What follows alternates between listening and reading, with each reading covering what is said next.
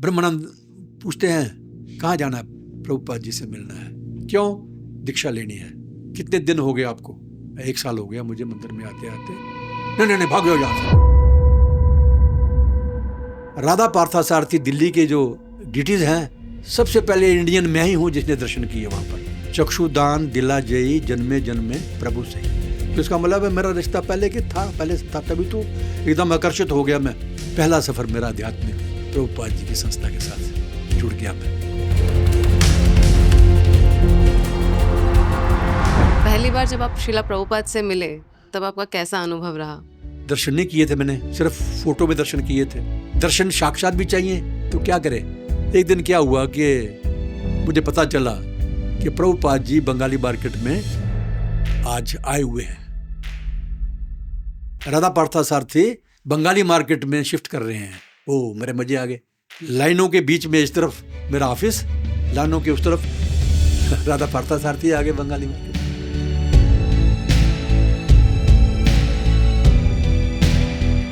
प्रभुपाद जी ने कहा ठीक है, मुंडन करा के आओ। उसके बाद हालांकि मुंडन हुए थे, फिर भी प्रभुपाद ने कहा मुंडन करा के आओ। मेरे मन में था कि दीक्षा तो मेरी हो ही जानी है, लेकिन ये बड़ा पता था कि ब्रह्मानंद रोक देंगे बीच में। मैं अंदर गया। अंदर उस समय फिर अकेला मैं और प्रभुपाद जी अकेले। वो मैं कांप रहा हूँ प्रभुपाद जी के सामने अकेले, है ना। पहली दफा अकेला मैं प्रभुपाद जी के पास बैठा था। तो प्रभुपाद जी ने ये मुझे इंस्ट्रक्शन दी उस समय कि इस्कॉन का भक्त भारत में वर्ष में कोई भी भक्त नहीं है। इस समय इनिशिएटेड डिसाइपल कोई नहीं है। ये केवल 3 लोग हैं। श्रीधाम अगर नौकरी छोड़ देता है, भारतीय लोग हैं, वो इस्कॉन में नहीं आएंगे। वो सोचेंगे कि भक्ति करने के लिए सबको छोड़ना पड़ता है। शरीर छोड़ा ना गोपाल महाराज ने देहरादून में, तो उस समय इन्होंने 1-2 नाम सुझाए थे अपने शिष्यों के। कौन कौन है? ये 3 गुरु बने, प्रभुनंद महाराज, वैष्णव महाराज, ऐसे करके 3 नाम सुझाए थे। और साथ में बोला कि भाई श्रीधाम तो मानता नहीं है, लेकिन श्रीधाम को भी बोलो कि वो भी गुरु बने। एक व्यक्ति ने प्रश्न किया था, क्या आपने कृष्ण को देखा है? तो जवाब दिया,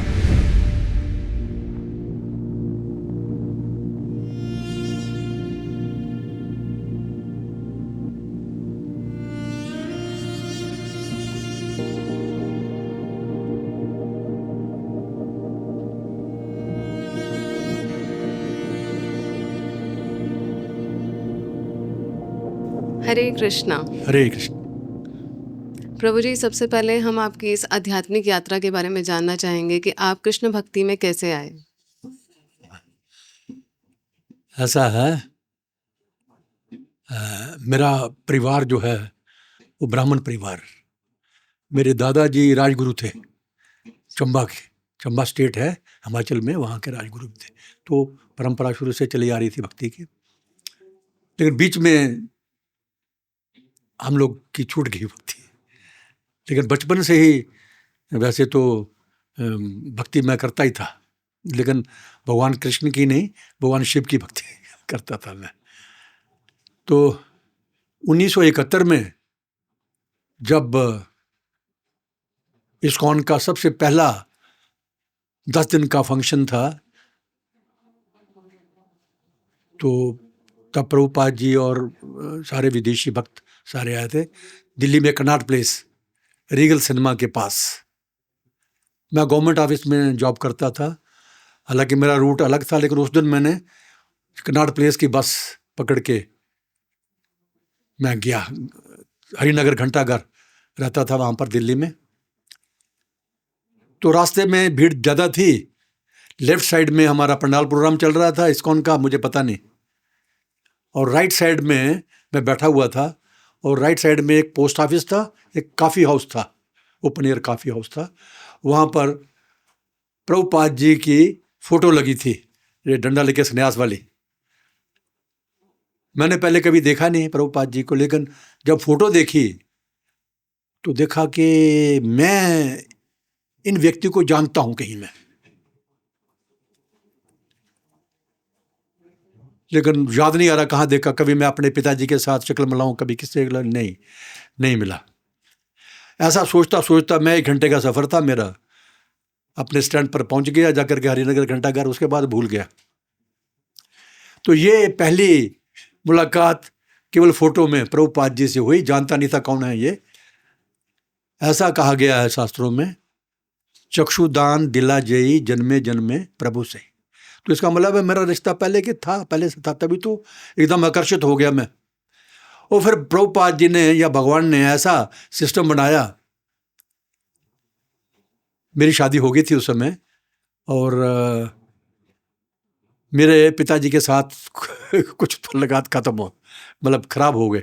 मैं घर छोड़ करके चला गया ट्रांस जमुना, ITO से परे ट्रांस जमुना में शकरपुर एक जगह है, लक्ष्मी नगर शकरपुर, वहाँ जाकर के एक सस्ता सा मकान ले लिया, घर से भाग गया टैक्सी लेकर के।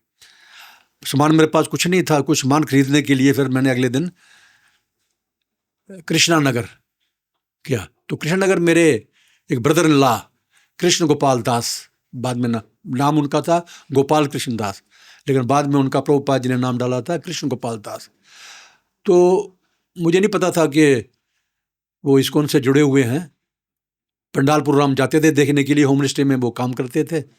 तो मैंने जाके उनको बोला कि भाई ऐसे ऐसे मैं घर से आ गया हूँ छोड़ करके, भाग करके, मुझे घर का सामान खरीदना है अभी। कहते ठीक है, ये कृष्णा नगर में आप सामान खरीद लीजिए, मैं तो चले जाऊँगा, सवेरे मेरा ऑफिसर बुलाता है तो मैं तो चले जाता हूँ, सुबह सुबह मुझे गाड़ी लेने आ जाती है, और आप दोपहर को खरीदना। तो मेरी आदत है कोई किताबें पढ़ने की, कोई किताब मिल जाए, मैगजीन मिल जाए, उन दोनों मैगजीन मिलते थे ज़्यादा। तो मैंने देखा कि उनकी अलमारी में एक किताब पड़ी थी। वो जब उठाई मैंने तो देखा वो भगवत गीता शंकराचार्य भाष्य था। मैंने पढ़ा, हालांकि बचपन में स्कूल में भी हमें भगवत गीता पढ़ते थे, गोरखपुर वाली हमारे स्कूल में पढ़ाते थे, पीरियड होता था हमारा एक। लेकिन शंकराचार्य की भाष्य पढ़ा मैंने तो मुझे ज़्यादा मज़ा नहीं आया। ऐसे इतनी देर में देखता हूँ एक लाल कपड़े में एक किताब बंधी हुई है, बस्ता बोलता उसको, चिला हुआ। वो बयान में खोला तो वो थी Bhagavad Gita as it is, Macmillan company की। ये 72 की बात है। उन दिनों जो मैगजीन वो भगवत गीता एज इट इज़ जो आ गई थी वहाँ पर, उसको मैंने प्रीफेस पढ़ा और पूरा पढ़ा जब, तो मेरी तो आंखें खुल गई। मैं कहा पे ये तो बहुत बढ़िया चीज़ दे दी जाली, बहुत अच्छा लगा मुझे। ऐसी भगवत गीता मैंने कभी पढ़ी नहीं, ना कभी उपदेश किसी से सुना मैंने। शाम को जब वो आए नौकरी से वापस, तो मैंने उनको बोला ये किताब मैं ले जाऊं? कहते हैं मेरे पास टाइम नहीं है, मैं तो अफसर जब बुलाता है चले जाता हूँ, रात को 11 बजे आता हूँ, कभी आता हूँ, तो आप ले जाइए। मैं अगले दिन ऑफिस गया, ऑफिस से 1 महीने की छुट्टी ले ली मैंने। डिस्टर्ब तो था ही मैं। 1 महीने की छुट्टी लेकर के पूरी भगवत गीता पढ़ी। उसके बाद मेरे मन में आया कि अभी मेरी अपनी कॉपी चाहिए। तो फिर मैं उनके पास 1 महीने के बाद गया, मुझे अपनी भगवत गीता एज इट इज़ चाहिए। तो उन्हें बोला भाई आनंद निकेतन जगह है दिल्ली में, आनंद निकेतन जगह है RK पुरम के पास, वहाँ पर एक सेंटर है हमारा। कहते गया तो मैं भी नहीं हूँ, लेकिन वहाँ आप ढूंढ सकते हैं। मैं अकेले कैसे ढूंढूंगा, लेकिन मुझे ललक थी अभी जाना है। तो मैं एक दिन छुट्टी वाले दिन, इतवार वाले दिन, मैं वहाँ पर RK पुरम में गया। और अभी सबसे पूछूं कि हरे कृष्णा वाले कहाँ रहते हैं, इसको उनको तो कोई जानता नहीं था। जो अंग्रेज हैं भक्त, वो किसी को कोई पता नहीं था, कोई जानता नहीं था कोई समय। फिर जब मैं निराश हो गया, शाम का समय हो गया, तो एक भक्त, बाद में पता चला उसका नाम था प्रहलाद। पहले वो हिप्पी था, बाद में वो भक्त बन गया था। वो जा रहा है अकेला कीर्तन करता हुआ। मेरे मन में आया कि यंग लड़के, 18-20 साल का लड़का था वो, तो यंग लड़के तो इस्कॉन में ही हैं और तो कहीं है नहीं। तो जो जहाँ वो जा रहा था उसके पीछे पीछे मैं घुस गया। देखा तो और भी विदेशी लोग भक्त थे।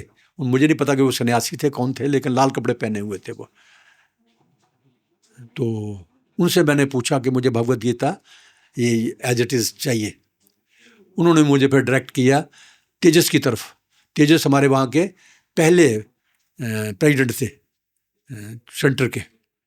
उनके कमरे में गया तो उनकी वाइफ ने मुझे प्रसाद दिया डोने में, फ्रूट था कुछ। तो मैंने उनको बोला कि मुझे भगवत गीता एलसीडी चाहिए। कहते कोई नहीं, बैठिए अभी देंगे आपको, अभी शाम को गौर आरती होने वाली है। तो मुझे नहीं पता गौर आरती क्या होती है, उस समय तो नहीं पता था। फर्स्ट फ्लोर के ऊपर छोटा सा राधा पार्थास आरती। यहाँ मैं एक बात बताता हूँ मैं कि राधा पार्थास आरती दिल्ली के जो डिटीज़ हैं, सबसे पहले इंडियन मैं ही हूँ जिसने दर्शन किए वहाँ पर, प्रभुपाद जी के बाद। तो वहाँ पर प्राण प्रतिष्ठा हो चुकी थी उसी सेंटर में। जमुना देवी दासी थी ना, जो गोविंदम आदि पुरुषोत्तम वो लेके आई थी जयपुर से, तो प्रभुपाद जी ने उसको एस्टैब्लिश किया था वहाँ पर। तो शाम को फिर ऊपर कीर्तन के लिए गए, आरती के लिए गए। तो मुझे तो समझ में नहीं आ रहा था क्या गा रहे हैं वो लोग। 8-10 लोग थे, सारे विदेशी, इंडियन कोई था नहीं। तो मैं भी जब टांगे हिला रहे थे, मैं भी टांगे हिलाता रहा, डांस।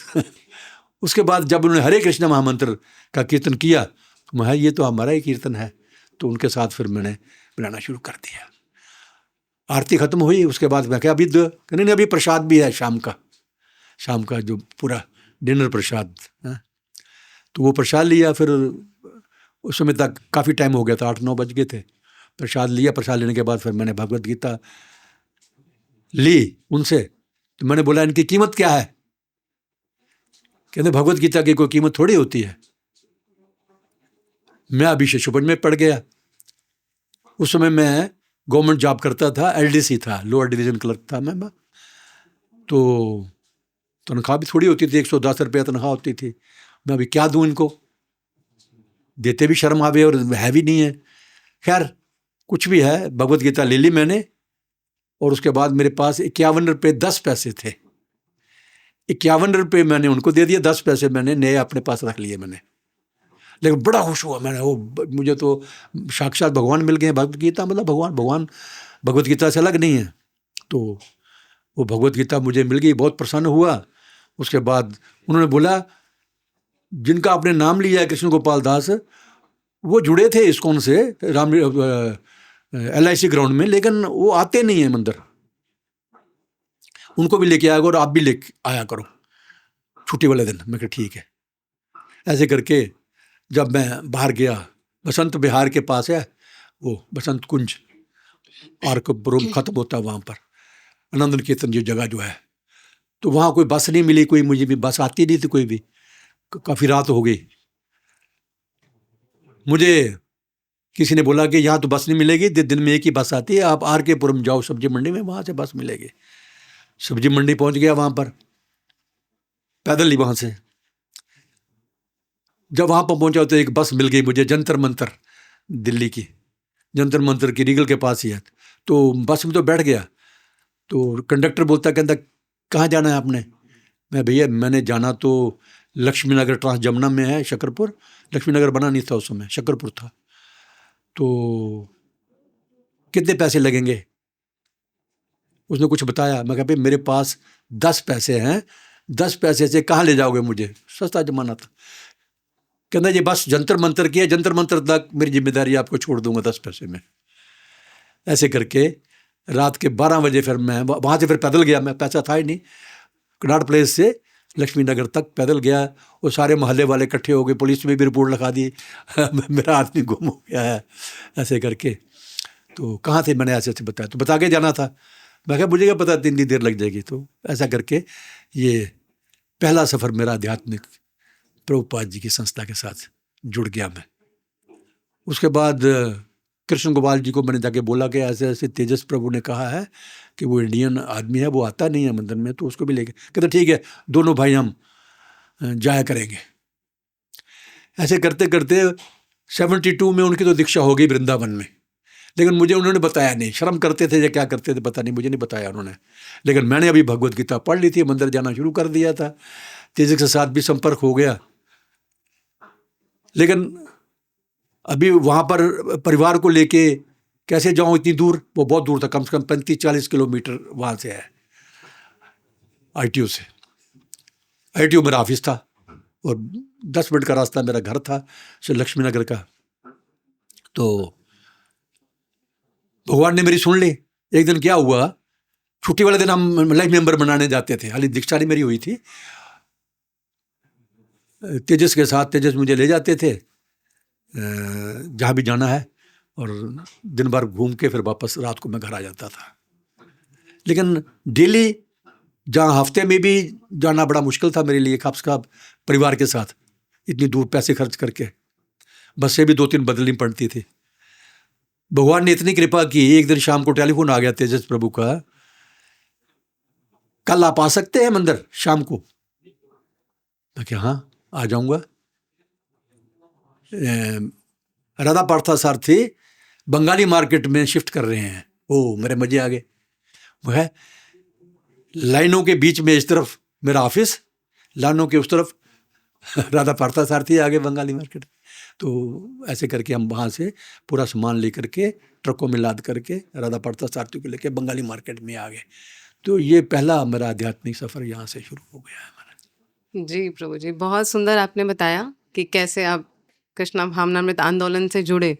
पहली बार जब आप शिला प्रभुपाद से मिले तब आपका कैसा अनुभव रहा?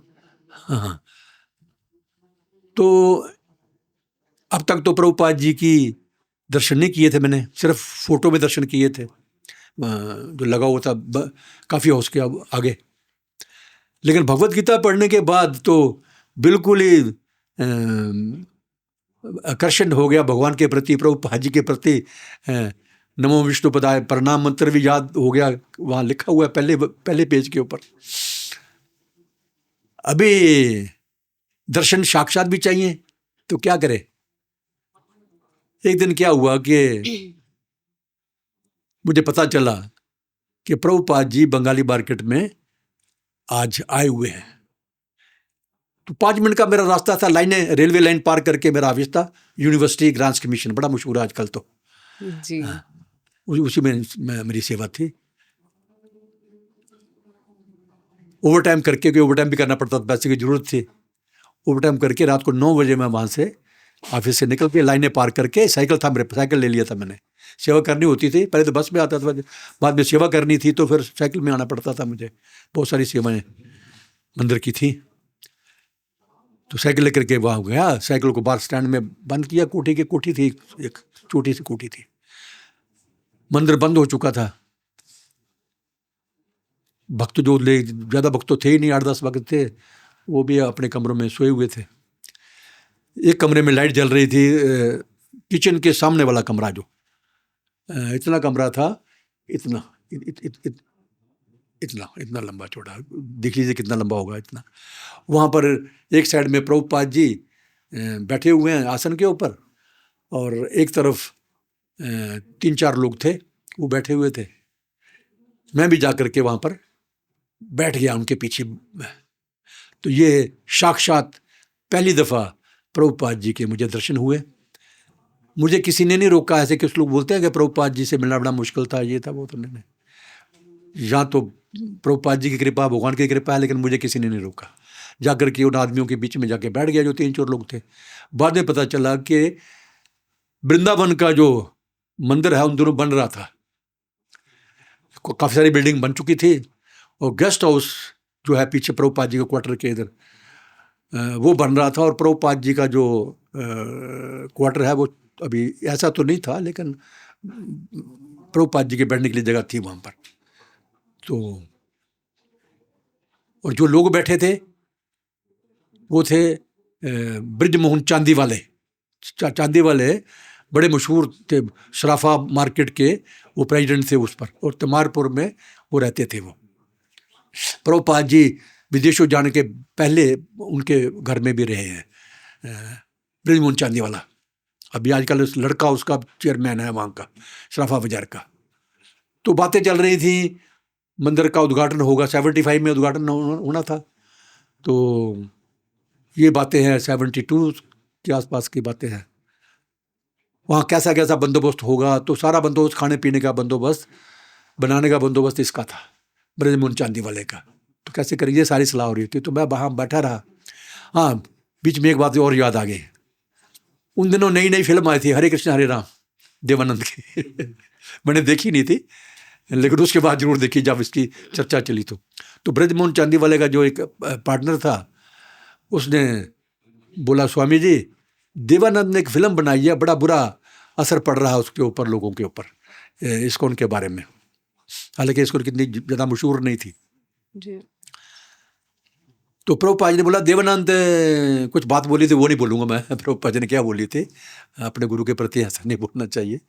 तो कुछ बात बोली देवानंद के लिए, तो उसने तो मुझे बोला नहीं, पूछा नहीं कभी भी ना, हमारे इस्कॉन वालों से पूछा है, अपने आप ही फिल्म बनाई है उसमें। वो कहते नहीं, ये बड़ा वो हिप्पी उप्पी, शराब पीना, सिगरेट पीना, ये चश्मा, ये बता रखा है उसमें, तो ये तो ठीक नहीं है, ऐसे तो बड़ी संस्था की बदनामी हो जाएगी। प्रभुपाद जी ने एक जवाब दिया कि नहीं, बदनामी तो जो होगी होगी, ठीक है। उसने नहीं पूछा, लेकिन इससे इस्कॉन की मशहूरी तो हो रही है। इस्कॉन सब लोग हरे कृष्ण हरे राम से जानते थे, इस्कॉन के नाम से नहीं जानते थे, हरे कृष्ण हरे राम से तो जान रहे थे। मशहूरी तो भगवान की हो रही है, नाम भी लोग किसी ना किसी तरीके से हरे कृष्ण हरे बोल रहे हैं, तो ये बात चली थी। उस समय लगभग 10:30 बज चुके थे वो। फिर उसके बाद वो लोग भी चले गए, मैं भी। ये प्रभुपाद जी के साथ मेरी पहली मुलाकात थी। उसके बाद तुरंत ही थोड़े दिनों बाद भी दोबारा प्रभुपाद जी वृंदावन से आए थे, वृंदावन गए थे, वृंदावन से दोबारा वापस आए तो एक रेलवे मिनिस्टर थे, यूपी के थे रेलवे मिनिस्टर, बहुत पुराने। उनके घर में, उनके कोठी में प्रोग्राम था।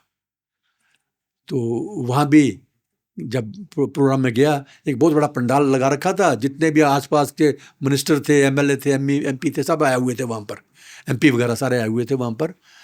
और जो 10-12 लोग प्रभुपाद जी के साथ रहते थे, विदेशी सारे, इंडियन कोई नहीं था।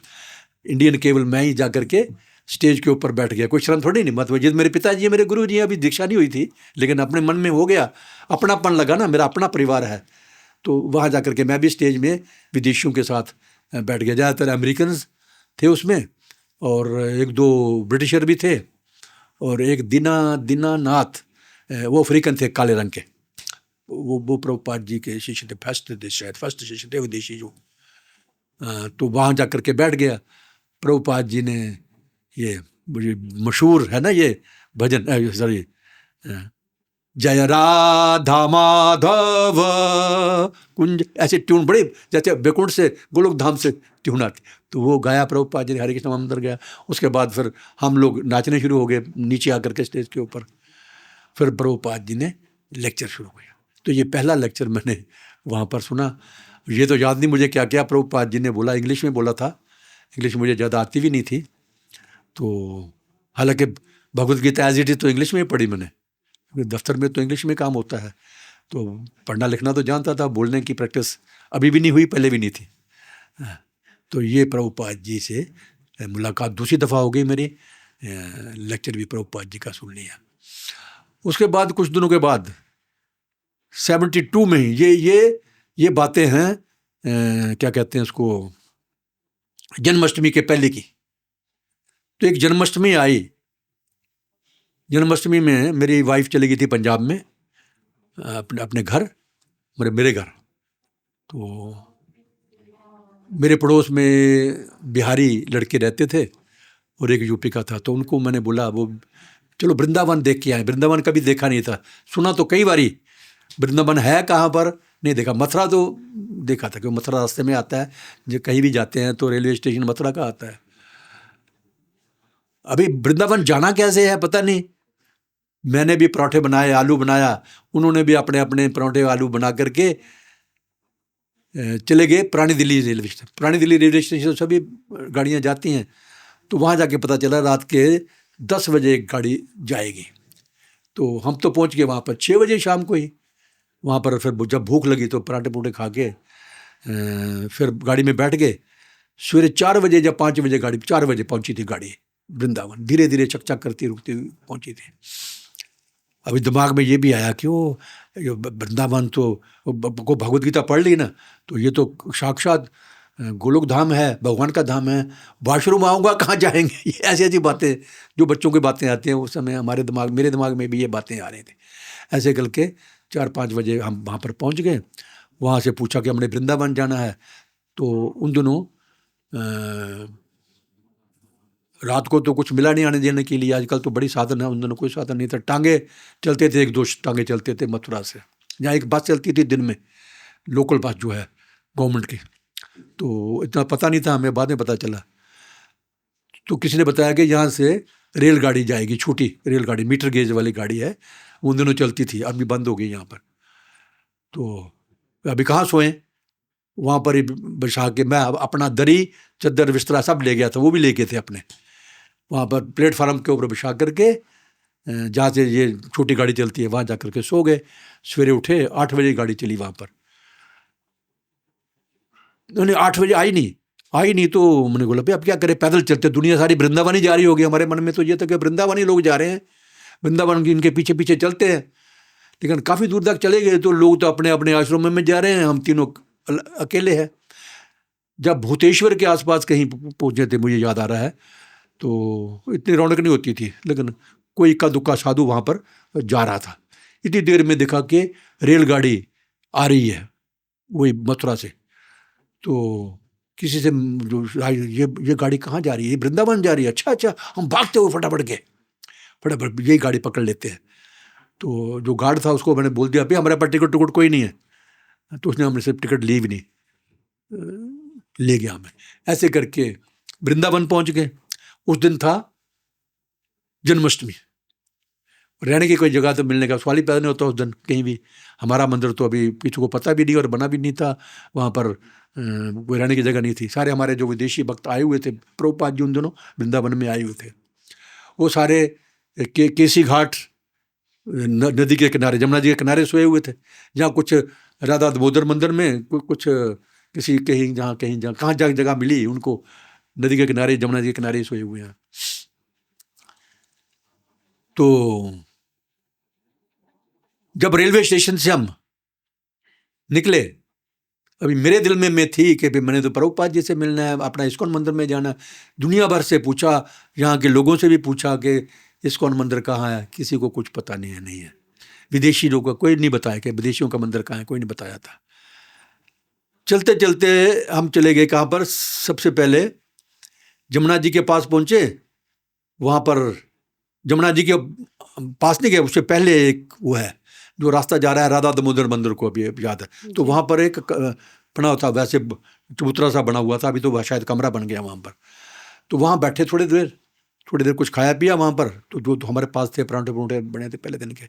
उसके बाद आगे को चले तो एक मंदिर आ गया, लोग मंदिर में जा रहे हैं, मुझे नहीं पता था ये भगवान की अरेंजमेंट थी सारी।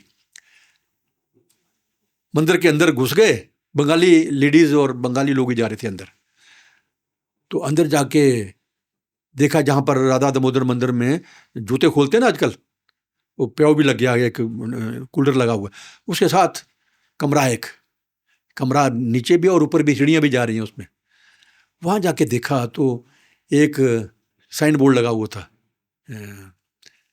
उसमें लिखा था, न साइन बोर्ड नहीं खोरिए, ये लेटर बॉक्स में लिखा था AC भक्ति वेदांत स्वामी, बस इतना ही लिखा था।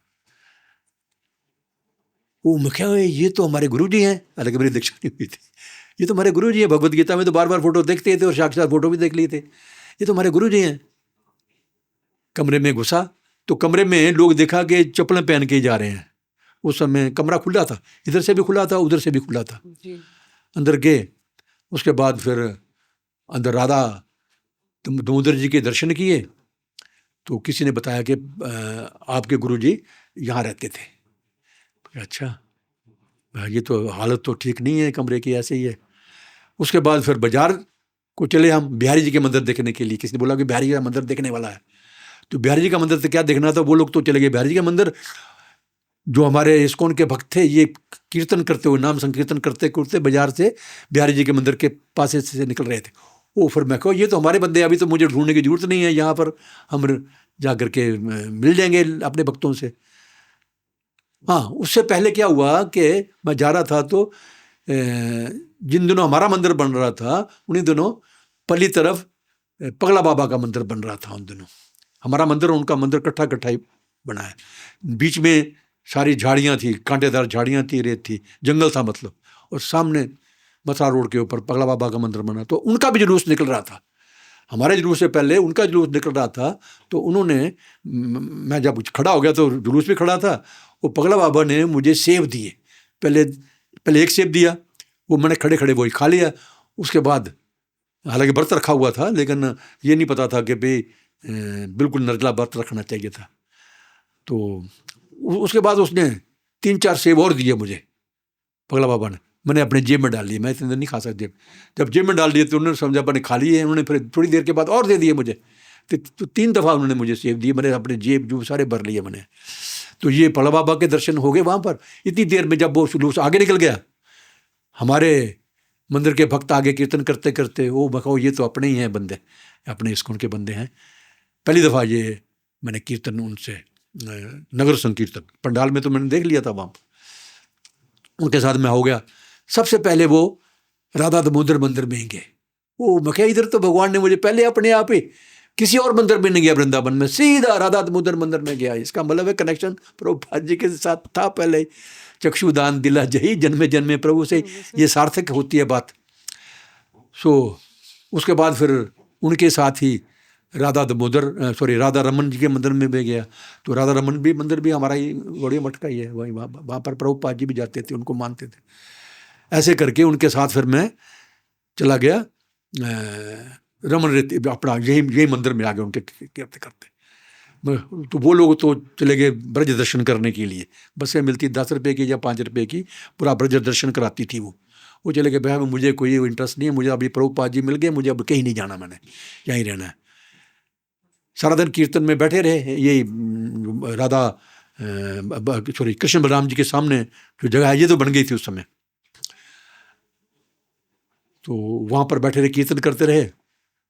जब रात को 12 बजे के बाद अभिषेक, तो क्या हुआ, जो राइट साइड में है ना बना हुआ कुमत, वहाँ पर फोटो रखी थी राधा पार्था सारथी की, राधा श्याम सुंदर जी की, जब कोई भी राधा कृष्ण की फोटो थी वो वहाँ थी।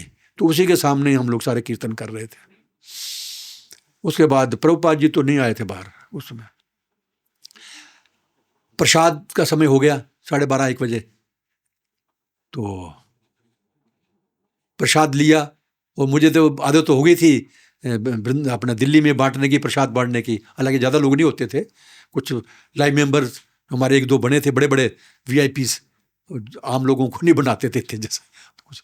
तो उनको बुला करके ज़्यादा 10-12 लोग सारे मिला करके, हमारे भक्त भी और वो के मिला करके उनका परिवार एक हो जाता था, ऐसे करके। तो आदत हो गई बांटने की मुझे भी।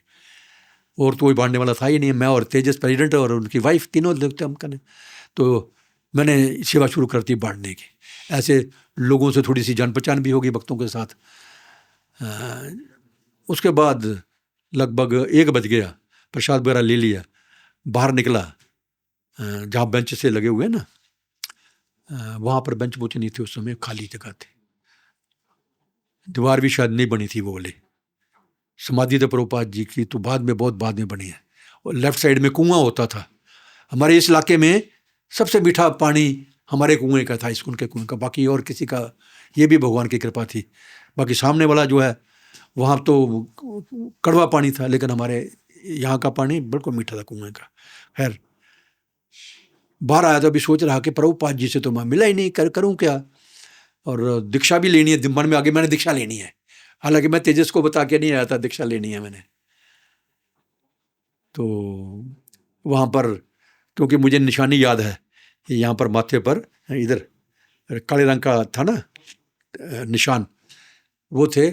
अभी बाद में पता चला, बाद में वो तुमाल कृष्ण गोस्वामी थे, मुझे नहीं पता था कौन है। मैंने तो साधु हैं, कोई ब्रह्मचारी या गृहस्थी होंगे।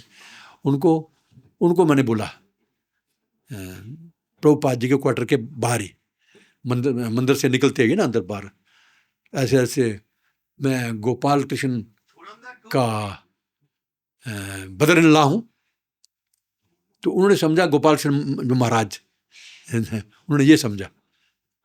तो उन्होंने ठीक है मैं प्रभुपाद जी को बोलता हूँ। तो प्रभुपाद जी के पास चले गए। वो इतनी देर में एक और थे, वो जर्मन के थे, वो भी हमारे GVC भी रहे हैं, वो नाम भूल रहा मुझे, हंसदूत, हाँ हंसदूत। वो भी बाहर निकले, उनको भी मैं अच्छी तरह पहचानता हूँ, उनका भी ढांचा अलग ही है शरीर का, तो उनको भी मैंने बोल दिया। वो भी बोल, थोड़ी देर के बाद दोनों ही आ गए, आपकी सुबह दीक्षा होगी। मैं तो बड़ा खुश हो गया। उसके बाद जहाँ मैं रहता था वहाँ, जहाँ रहना शुरू किया था गेस्ट हाउस में, जहाँ भी घोड़िया मठ का गेस्ट हाउस था, वहाँ जा कर के ठहरा था। तो वहाँ जा कर के वहाँ जाना था, तो रास्ते में मैं जब जा रहा हूँ तो अभी 4 नियम तो पालन नहीं कर रहा था, मंदिर जाना शुरू कर दिया था मैंने, 5-6 महीने मंदिर भी जाते हो गए थे मुझे, लेकिन रूल रेगुलेशन फॉलो नहीं करता था 4, खास करके स्मोकिंग। तो जब सारा दिन तो कुछ नहीं खाया, उधर पेट भर गया, तो बाहर निकले तो जो सिगरेट पीने वाला है तो सिगरेट पीने का दिल करे। तो जब विद्यापीठ का चौराहा जो ना यहाँ के आसपास जब पहुँचे, तो वहाँ से एक सिगरेट की दुकान थी, सिगरेट ली और पीना शुरू कर दिया।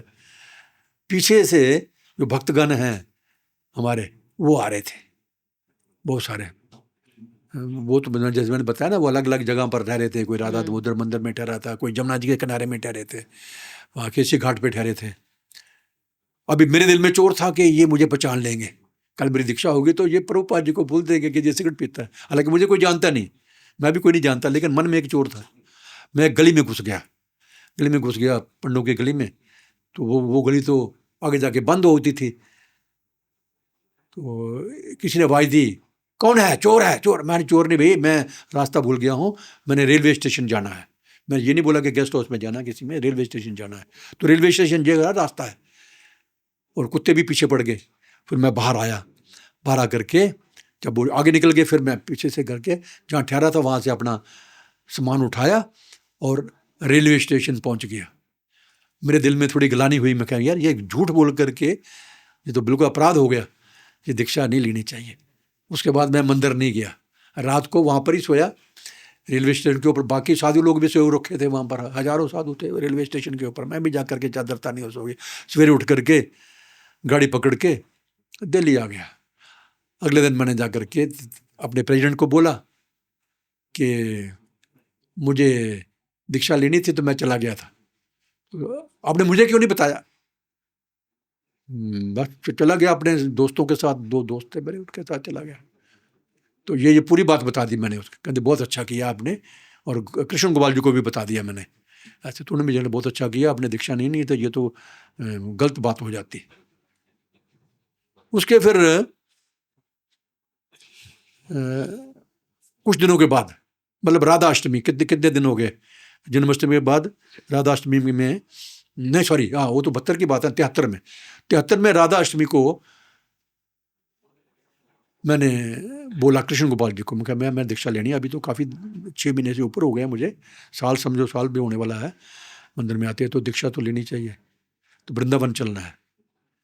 कहते ठीक है। तेजस को कहा, तेजस प्रभु ने हमें एक लेटर दे दिया, उसमें लिख दिया कि ये 6 महीने से रूल रेगुलेशन फॉलो कर रहा है और 1 साल से मंदिर में आता है। ये इतना पूरा जो सच था वो लिख दिया।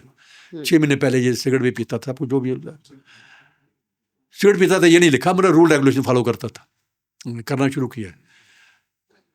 तो जब 1973 में जब मैं आया जो लेटर लेकर के तेजस प्रभु का, तो प्रभुपाद जी के क्वार्टर के अंदर हम दोनों जब घुसे ही हैं, तो अंदर घुसते ही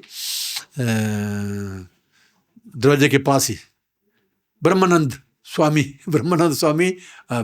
लंबे चौड़े मोटे, डंडा लिया और लाल सुर्ख मुंह, देख पहलवान टाइप के लगते हैं, तो आंखें भी लाल लाल। तो पहले तो मैं डर गया, मैं ये जाने नहीं देंगे ये। विदेशियों से पहले कभी मेरी मुलाकात कभी हुई नहीं, पहली दफ़ा विदेशी लोगों को देखा। सो ब्रह्मानंद पूछते हैं कहाँ जाना है? प्रभुपाद जी से मिलना है। क्यों? दीक्षा लेनी है। कितने दिन हो गए आपको? 1 साल हो गया मुझे मंदिर में आते आते, 72 से मैं आ रहा हूँ और 73 हो गया, अभी राधाष्टमी 1 साल हो गया पूरा।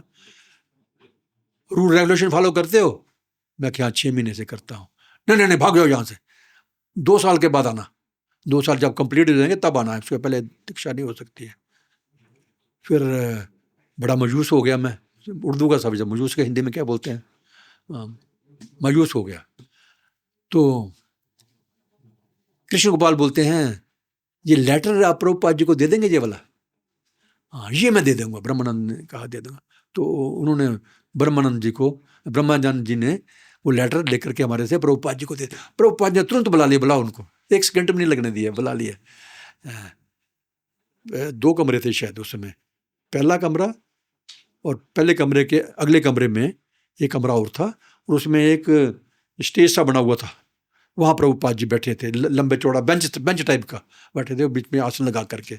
और जो हमारे गुरु भाई जो प्रभुपाद डिसाइपल्स में थे वो साइडों में बैठे थे, सामने भी कुछ बैठे थे, छातों में बैठे थे। यहाँ तो ज़्यादा थे, यहाँ 20-25 लोग थे शायद। उसमें वो हंसदूत भी थे और तमाल कृष्ण महाराज भी थे। वो तो प्रभुपाद जी के साथ ही खड़े रहते थे ना, सेक्रेटरी थे उनके। सो उस समय नाम नहीं बताता था, लेकिन उसके बाद पता चल गया ना यही वही थे, ये इसे पहचानता था मैं। और दीक्षा लेने आया? हाँ दीक्षा लेने आया। ठीक है, हो जाएगी दीक्षा, कल मैं दिल्ली जा रहा हूँ, दिल्ली जाकर के आपको दीक्षा दे दूंगा कल।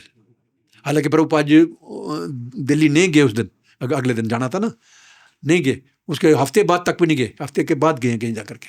लेकिन उस समय बोला प्रभुपाद जी ने कि दिल्ली में कल जा रहा हूँ, तो कल आपकी दीक्षा वहाँ पर हो जाएगी। ये भी भगवान का अरेंजमेंट था। मैं कुछ बोलता, मेरे बोलने से पहले ही कृष्ण गोपाल बोल गए, प्रभुपाद जी इसने वृंदावन नहीं देखा हुआ है। हालांकि मैं 1 दफ़ा पहले हो गया हूँ, मैं जन्माष्टमी को पहले हो गया था 72 में, लेकिन मेरे बोलने से पहले उन्होंने बोल दिया। हालांकि वृंदावन देखा भी नहीं, बाकी नहीं देखा, सारा तो नहीं देखा, सिर्फ राधा दामोदर मंदिर, राधा रमन मंदिर और हमारा ये जगह देखी थी, और तो नहीं देखी थी। तो एक तरफ से सच भी है कि वृंदावन नहीं देखा था। प्रभुपाद बोल ठीक है, ऐसा करो, मेरे बाल बड़े हैं अभी, तुम्हारे भी बाल बड़े हैं, इससे छोटे बाल थे हमारे, मैं तैयारी करके गया था ना, तो इससे थोड़े छोटे बाल थे, 2 दिन पहले मुंडन कराए थे। लेकिन प्रभुपाद जी ने कहा ठीक है मुंडन करा के आओ। उसके बाद हालांकि मुंडन हुए थे, फिर भी प्रभुपाद ने कहा मुंडन करा के आओ। बाकी सामान तो मैं सारा इकट्ठा करके गया था, कंठी माला, जप माला, धोती कुर्ता नया, ये सारा मैं लेके गया था, तैयारी करके गया था मैं जी। मेरे मन में था कि दीक्षा तो मेरी हो ही जानी है, लेकिन ये बड़ा पता था कि ब्रह्मानंद रोक देंगे बीच में। खैर प्रभुपाद जी बोलते ठीक है मुंडन करा के आओ, जमुना जी में स्नान करके आओ। भाद्रो महीना में जमुना जी में बाढ़ आई होती है, उसमें राधाष्टमी को बाढ़ होती है उसमें। तो पहले हम फटाफट रिक्शा पकड़ के गए लोई बाजार में एक ही दुकान थी नाई की, अभी तो शायद एक ही भी नहीं है, उस समय एक थी। तो उससे मुंडन कराए दोबारा से। उसके बाद जमुना जी में गए, राधा रमन मंदिर के सामने से निकले थे हम, उधर से दामोदर मंदिर से जमुना जी में। तो जमुना जी इस कोने इस तरफ, अभी तो जमुना जी बहुत दूर चली गई ना, पहले इधर थी जमुना जी, केसी घाट से साथ लगती थी ये सारी। वहाँ जा कर के, क्योंकि मैं स्विमर भी था, मैं प्लेयर था मैं, तो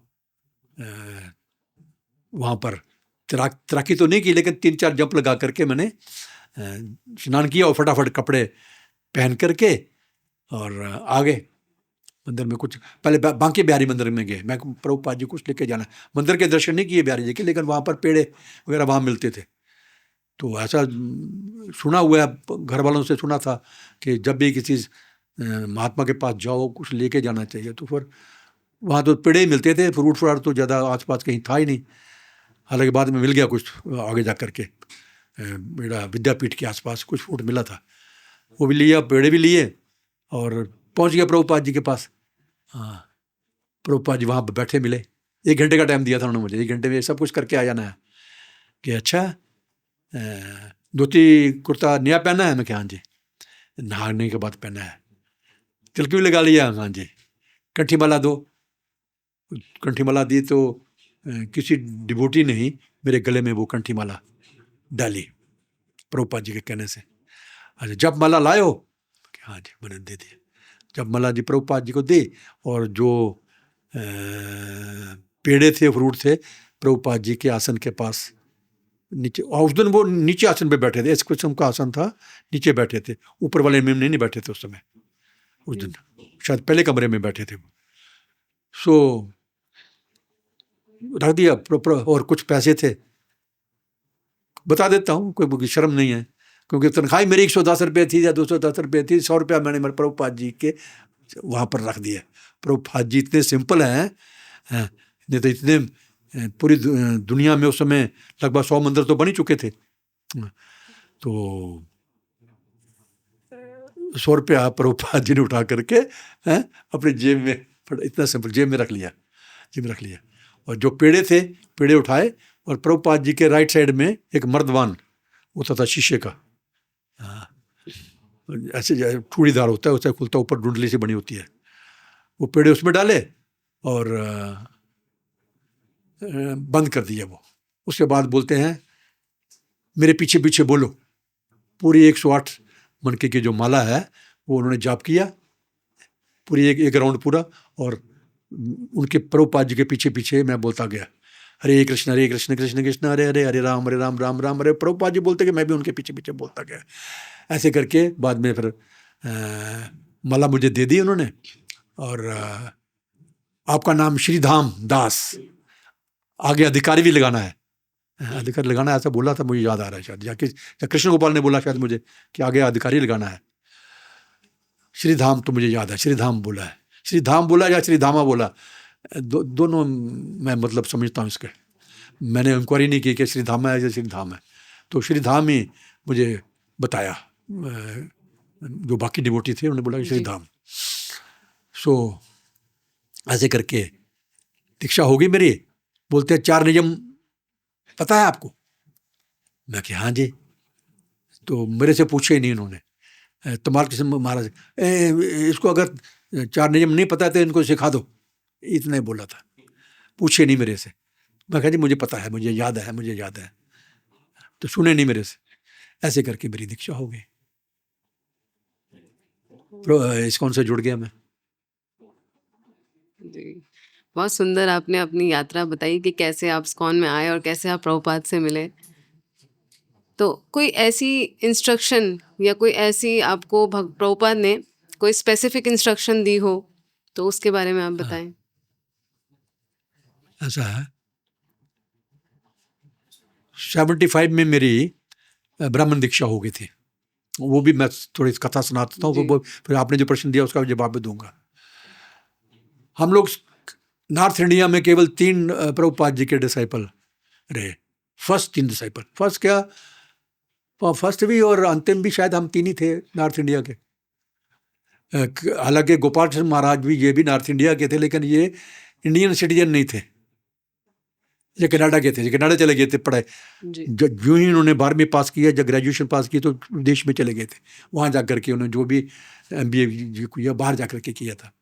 तो इस हिसाब से हम तीनों ही थे, हम कृष्ण गोपाल दास, और एक हमारी गुरु बहन थी रतनमाला देवी दासी, उनके पति आर्मी में ब्रिगेडियर थे और बेटे उनके आर्मी में कैप्टन थे, उसमें नए नए कैप्टन बने थे। वो मेरी गुरु बहन थी। हालांकि वो मेरी गुरु बहन थी, मेरे से ज़्यादा उम्र की थी। वो वाइस प्रिंसिपल थी सेंट्रल स्कूल इंड्यूसगंज दिल्ली में, वो भी थी। मिलिट्री वालों की वाइफों को नौकरी मिल जाती थी उन दोनों, लेकिन मुझे वो अपना बेटा ही समझती थी वो। हालांकि मेरी गुरु बहन है, मेरे बेटा ही समझता, तो मैं भी बड़ी बहन माँ के बराबर ही होती है जी, जी। बड़ा प्यार करती थी मुझे भी, और गोपाल सिंह महाराज को भी। अरे कहता ये चालाक है बहुत, तो तुम सीधा है, ये गोपाल है ना, ये बहुत चालाक है, ऐसा वो कमेंट्स करती थी वो प्यार से। सो एक दिन क्या हुआ कि 75 में जब हमारा 10 दिन का पंडाल प्रोग्राम था दिल्ली में रामलीला ग्राउंड में, उन्हीं दिनों पहले दिन मेरी दीक्षा के लिए मुझे बताया गया था कि मेरी और रतनमाला देवी की दीक्षा है ब्राह्मण दीक्षा। सुबह से लेकर के दोपहर हो गई, कोई लेके नहीं जा रहा हमें। सारे उसमें जितने भी जो हमारे जो प्रभुपाद जी ने फर्स्ट GVC जिनको बाद में बनाया, 10-11 थे ना, कितने 10 थे, वो लगभग सभी वहाँ पर थे, कीर्तनानंद महाराज को छोड़ करके बाकी सब वहाँ थे। तो तेजस खुद जाने की हिम्मत नहीं कर रहा प्रभुपाद जी के पास जाने से। वो दूसरी बिल्डिंग में प्रभुपाद जी रह रहे थे, और वो किसी को बोले, कोई लेके नहीं जा रहा। तो जो रतनमाला देवी दासी थी वो प्रभुपाद जी के साथ ज़्यादा मिली थी, मतलब खुली थी वो बातें करने में। प्रभुपाद जी के लिए प्रसाद बनाती थी वो जब प्रभुपाद जी आते थे, और स्पेशल प्रभुपाद जी मिर्च खाते थे, हरी रंग की मिर्च खाते थे, तो वो लंबी लंबी मिर्चें वो छांट के लाती थी प्रभुपाद जी के लिए, तो प्रभुपाद जी को देती थी। तो मुझे बोलती है, तेजस सॉरी श्रीधाम, ये कोई लेके नहीं जाएगा हमें, चल मैं लेके चलती हूँ। मेरी बाजू पकड़ी और दूसरी बिल्डिंग में जहाँ प्रभुपाद जी रह रहे थे वहाँ सीढ़ियों से चढ़ करके दरवाजा खोला तो एकदम घुस गई और मैंने बाजू छुड़ा ली अपने। मैं कहा यार ऐसे ठीक नहीं है। मैं अपने मन में सोचा, ना कोई प्रेसिडेंट है, ना कोई मंदिर का कोई डिवोटी हमें लेके आ रहा है, कोई ना कोई तो लेके जाए। तो थोड़ा शर्म कर रहा था, प्रभुपाद जी डांटे नहीं, लेकिन वो घुस गई। रतनमाला आ गई तो क्या काम है आपको? प्रभुपाद जी हमारी दीक्षा होनी है आज, और सवेरे से बैठे हुए हम लोग, हमें कोई लेके नहीं आ रहा अंदर। और कौन है? श्रीधाम है। कहता ठीक है बुलाओ उसको भी। मैं भी अंदर गया, बोला प्रणाम किया, आप प्रणाम किया था। अच्छा ठीक है, मैं 5 मिनट में आपको बुलाता हूँ, पहले मैं इनको दीक्षा दे लूँ। कॉन्फिडेंशियल है ना, गायत्री मंत्र जो है कॉन्फिडेंशियल है, तो किसी के आगे नहीं बताते हैं। तो क्योंकि मैं तो भी ब्राह्मण दीक्षा हुई नहीं थी, इसलिए मेरे सामने नहीं बताना था। तो मुझे 5 मिनट वेट करने के लिए बोला गार्ड, मैं बाहर खड़ा। फिर उसकी जब दीक्षा हो गई तो फिर मुझे बुलाया गया, मैं अंदर गया। अंदर उस समय फिर अकेला मैं और प्रभुपाद जी अकेले। वो हाल बड़ा था थोड़ा, इतना ही होगा पूरा।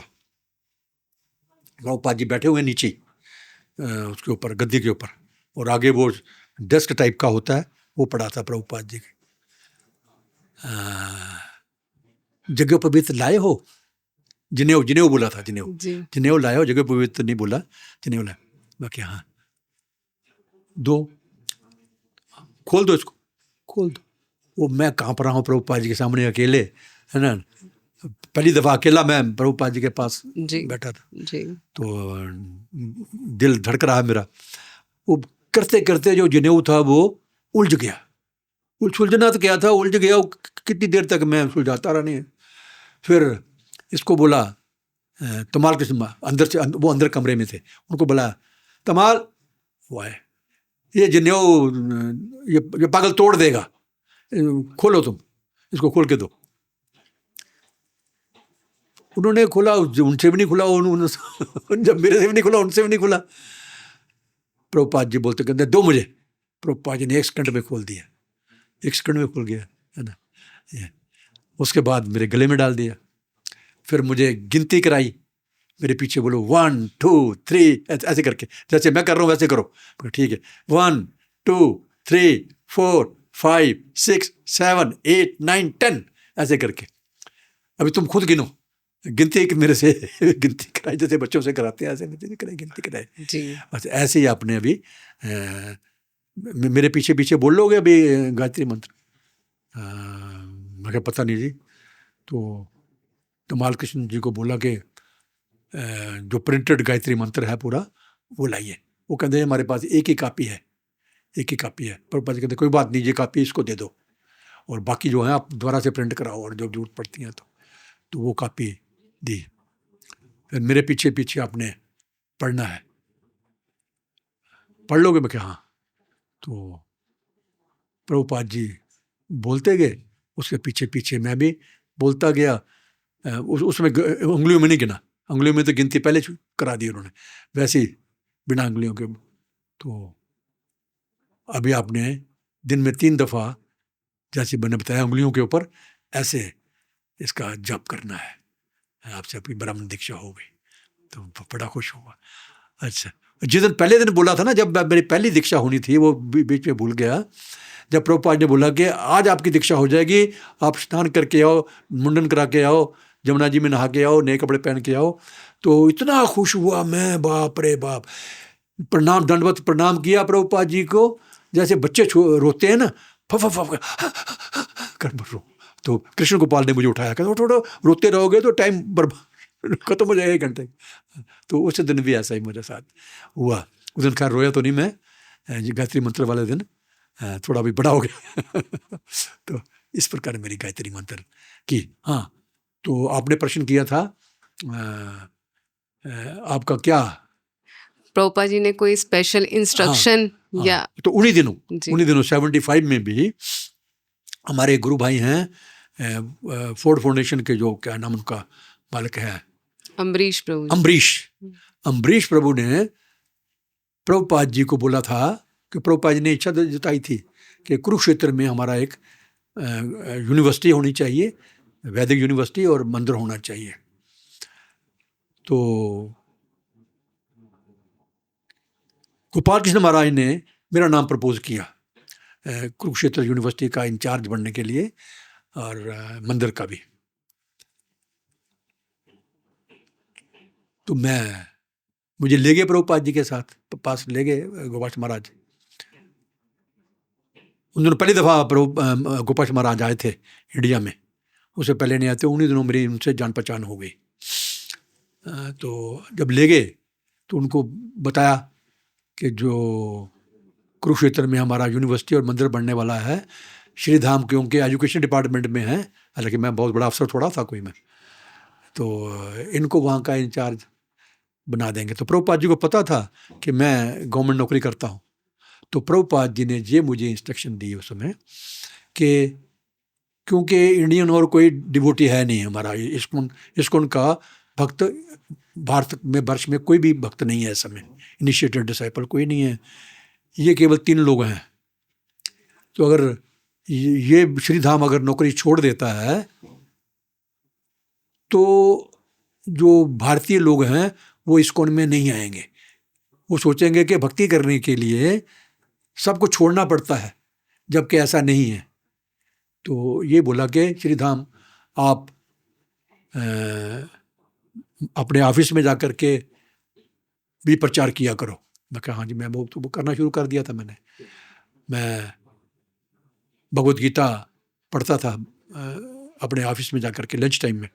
तो ये प्रभुपाद ने इंस्ट्रक्शन दी थी कि आप डेली वहाँ पर लेक्चर दिया करो अपने ऑफिस में, लोगों को इकट्ठा करके, और तिलक लगा के जाना है मंदिर में, सॉरी ऑफिस में तिलक लगा के जाना है, माथे पे तिलक होना चाहिए, वैष्णव का तिलक हमेशा रहना चाहिए। ये मुझे पहली इंस्ट्रक्शन उन्होंने ये दी थी। तो धोती कुर्ते के बारे में उन्होंने बोला कि धोती कुर्ता पहनना कोई ज़रूरी नहीं है आपके लिए, आप पहन भी सकते हो, आपका मन करता है तो पेंट कमीज में भी जा सकते हो। तो मैं पेंट कमीज में भी जाता था, कभी कभी धोती कुर्ता पहन के जाता था। और 2-3 लोगों से शुरुआत की थी मैंने। हमारे CAG का जो ग्राउंड है सामने, CAG ऑफिस के, हमारे ऑफिस के साथ ही यूनिवर्सिटी ग्रांट्स कमीशन के साथ CAG का भी आता है, कंट्रोलर ऑडिटर जनरल का ऑफिस है। तो वहाँ बहुत बड़ी ग्राउंड हुआ करती थी पहले, अभी तो कुछ और बना दिया वहाँ पर। तो वहाँ जा कर के लोग धूप भी सेकते थे, जब कुछ छाया सेकनी तो छाया भी देती थी पेड़ों की। तो वहाँ जा कर के मैंने बैठ जाना। 3-4 लोगों से शुरू किया था मैंने भगवत गीता पढ़ने। तो ऐसे करते करते 40-50 लोग आने शुरू हो गए, आसपास के दफ्तरों के भी। फिर कभी कभी प्रगति मैदान के सामने भी मैं भगवत गीता की क्लास लेता था। जो मेरे साथ जुड़ गए थे 5-10 लोग, वो तो मेरे साथ रहते थे, बाकी वो भी कभी कभी रेलवे स्टेशन मिंटो ब्रिज है वहाँ बैठ जाता था। तो जो पैसेंजर लोग थे वो भी आकर के सुनने जाते थे। ऐसे करके ये इंस्ट्रक्शन मुझे प्रभुपाद जी ने दी थी। तो जैसे प्रभुपाद ने आपको प्रचार के लिए कहा कि जहाँ पे भी आप हैं वहाँ प्रचार कीजिए, तो ये हाँ, तो आज भी इस कार्य को आप कर रहे हैं। तो अभी कैसे इस कार्य को कर पा रहे हैं, सेवा को कैसे कर पा रहे हैं, उसके बारे में थोड़ा बताइए। उसके बाद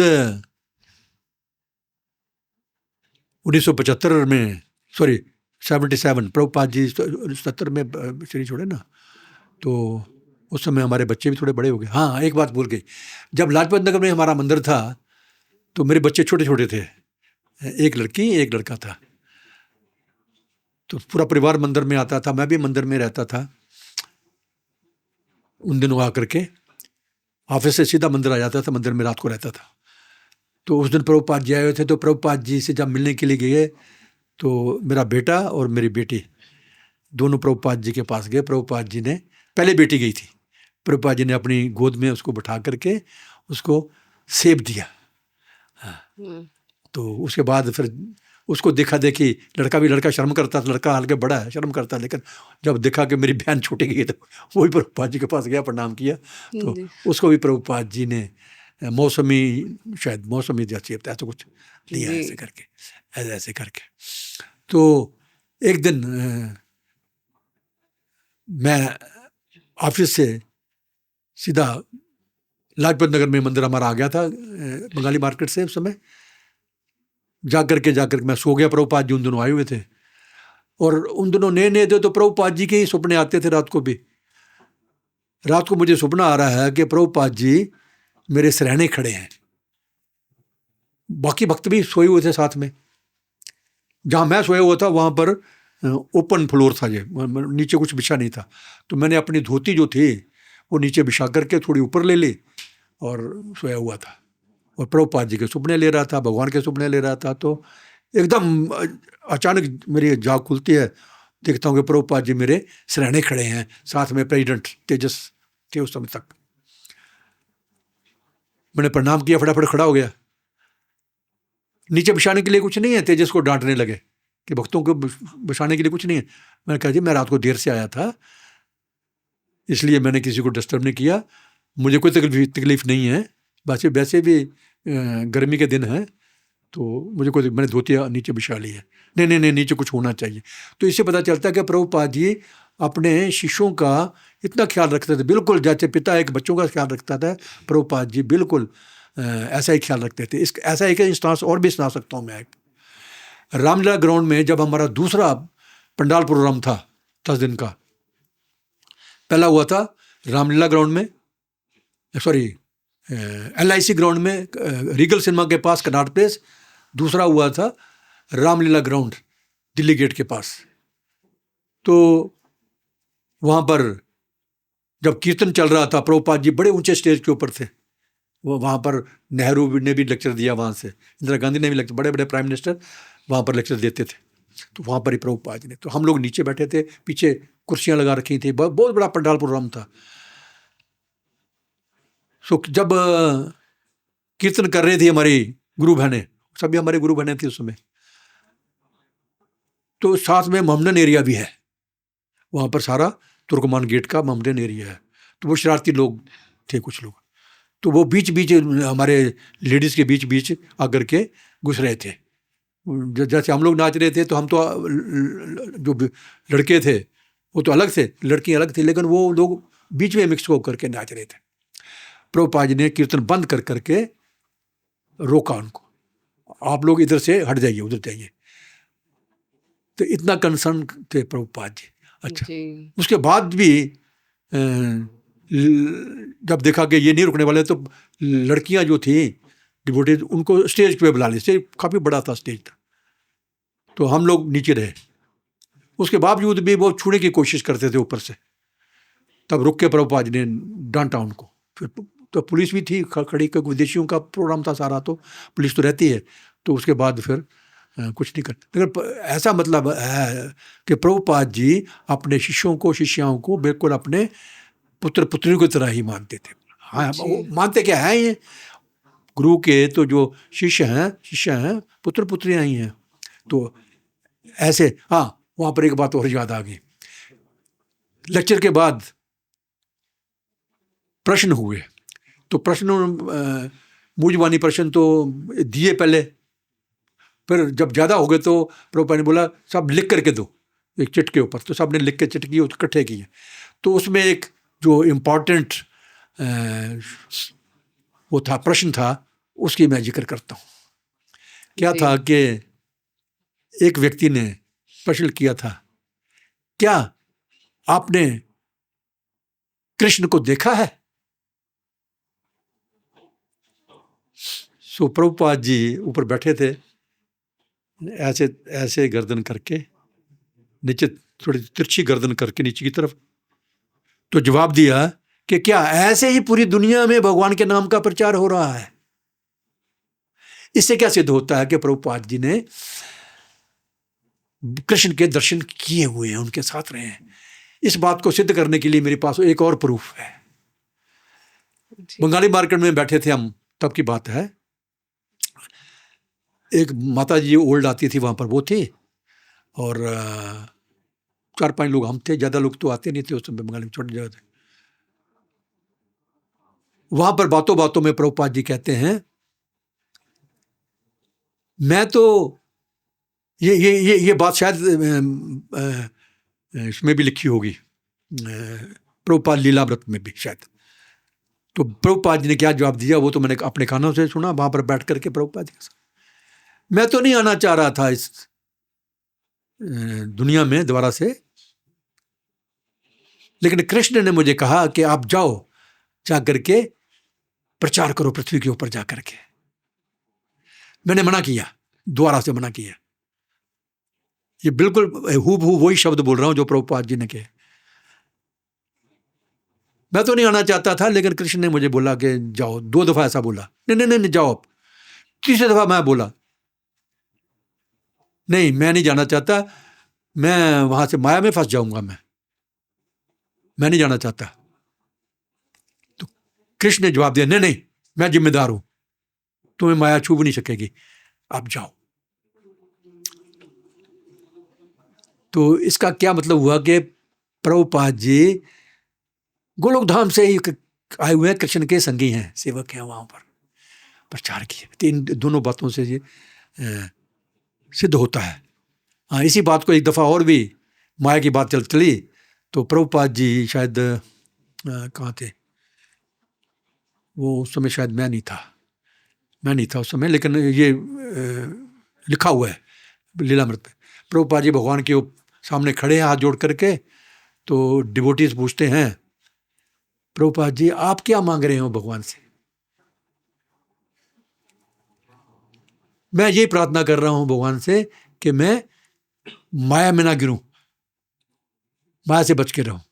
ये तो इसका मतलब है कि हमें भक्तों को बड़ा सावधान रहना चाहिए। कब बिल्ली पकड़ लेगी, चूही चूहा जो है थोड़ा सा ढीला हुआ बिल्ली पकड़ ले, जैसे ही भक्त लोग थोड़ा सा भी ढीले हुए तो जो माया रूपी बिल्ली है वो पकड़ लेगी। तो ये थोड़ा सा सुनाया। और दूसरा प्रश्न क्या किया था आपने आगे? यही था, हाँ? यही क्वेश्चन था, इंस्ट्रक्शन क्या थी आपके लिए प्रभुपाद जी की? जब आप प्रभुपाद जी के साथ में ट्रैवल कर रहे थे या अलग अलग जगह पे? नहीं, ट्रैवल मैंने प्रभुपाद जी के साथ कभी नहीं किया। मैं ज़्यादातर दिल्ली में रहा हूँ। अच्छा। दिल्ली में जब भी प्रभुपाद जी आते थे, प्रभुपाद जी की सेवा में रहता था मैं यहाँ पर दिल्ली में। तो जब आप मंदिर में इतनी सारी सेवाएं कर रहे थे तो कभी परिवार से आपको विरोध किया किसी ने? नहीं, मुझे किसी ने नहीं किया। घर से तो वैसे भाग आया था मैं अपनी पत्नी को लेकर के, बच्चों को लेकर के। या पत्नी से या बच्चों से कभी? जो ही मंदिर में कीर्तन शुरू किया ना, सुना कीर्तन, तो मैंने घर में भी कीर्तन शुरू कर दिया था। डेली हमारा प्रोग्राम था। सवेरे तो नहीं कर सकते थे, सवेरे तो ऑफिस जाना होता था, बच्चों में स्कूल जाना होता था, अब तो बच्चे थोड़े बड़े हो गए थे। शाम को घर जा कर के हमारा प्रोग्राम था 1 घंटा कीर्तन करना और भगवत गीता का कम से कम 1 श्लोक पढ़ना। तो वो इस्कॉन के साथ जुड़ी गई फिर वो इस किस्म के परिवार। हालांकि दीक्षा नहीं ली, लड़कियों ने भी नहीं ली, उसका पर्पज़ था, मैंने जानबूझ के नहीं दिलाई थी। और वाइफ ले सकती थी, लेकिन उस समय प्रभुपाद जी ने भी नहीं बोला मुझे, और मैंने भी नहीं कहा, क्योंकि मेरे दिमाग में ये था कि जो गुरु पति का है वही पत्नी का गुरु है। ऐसे हमारे वैदिक शास्त्रों में भी मिलता है कि परिवार का गुरु एक ही होता है, पति पत्नी का गुरु एक तो होता है। बचपन में भी माँ बाप से भी ऐसे ही सुना रखा था हमने, इसलिए मैंने भी नहीं कहा, प्रभुपाद जी ने भी नहीं मुझे कहा कि, हालांकि बाद में फिर दीक्षा हुई उसकी लोकनाथ महाराज से, मेरी वाइफ की दीक्षा है। जब मैं फुल टाइम मंदिर में आ गया परिवार के साथ, तो विरोध करने का मतलब, विरोध तो मुझे नहीं किया किसी ने भी जी। ना मेरे बच्चे तो थे छोटे, उन्हें क्या विरोध करना था, उनको तो खाने पीने के लिए चाहिए, उनको क्या कुछ। वाइफ ने बिल्कुल विरोध नहीं किया, वो भी भक्ति में लग गई थी। जब हम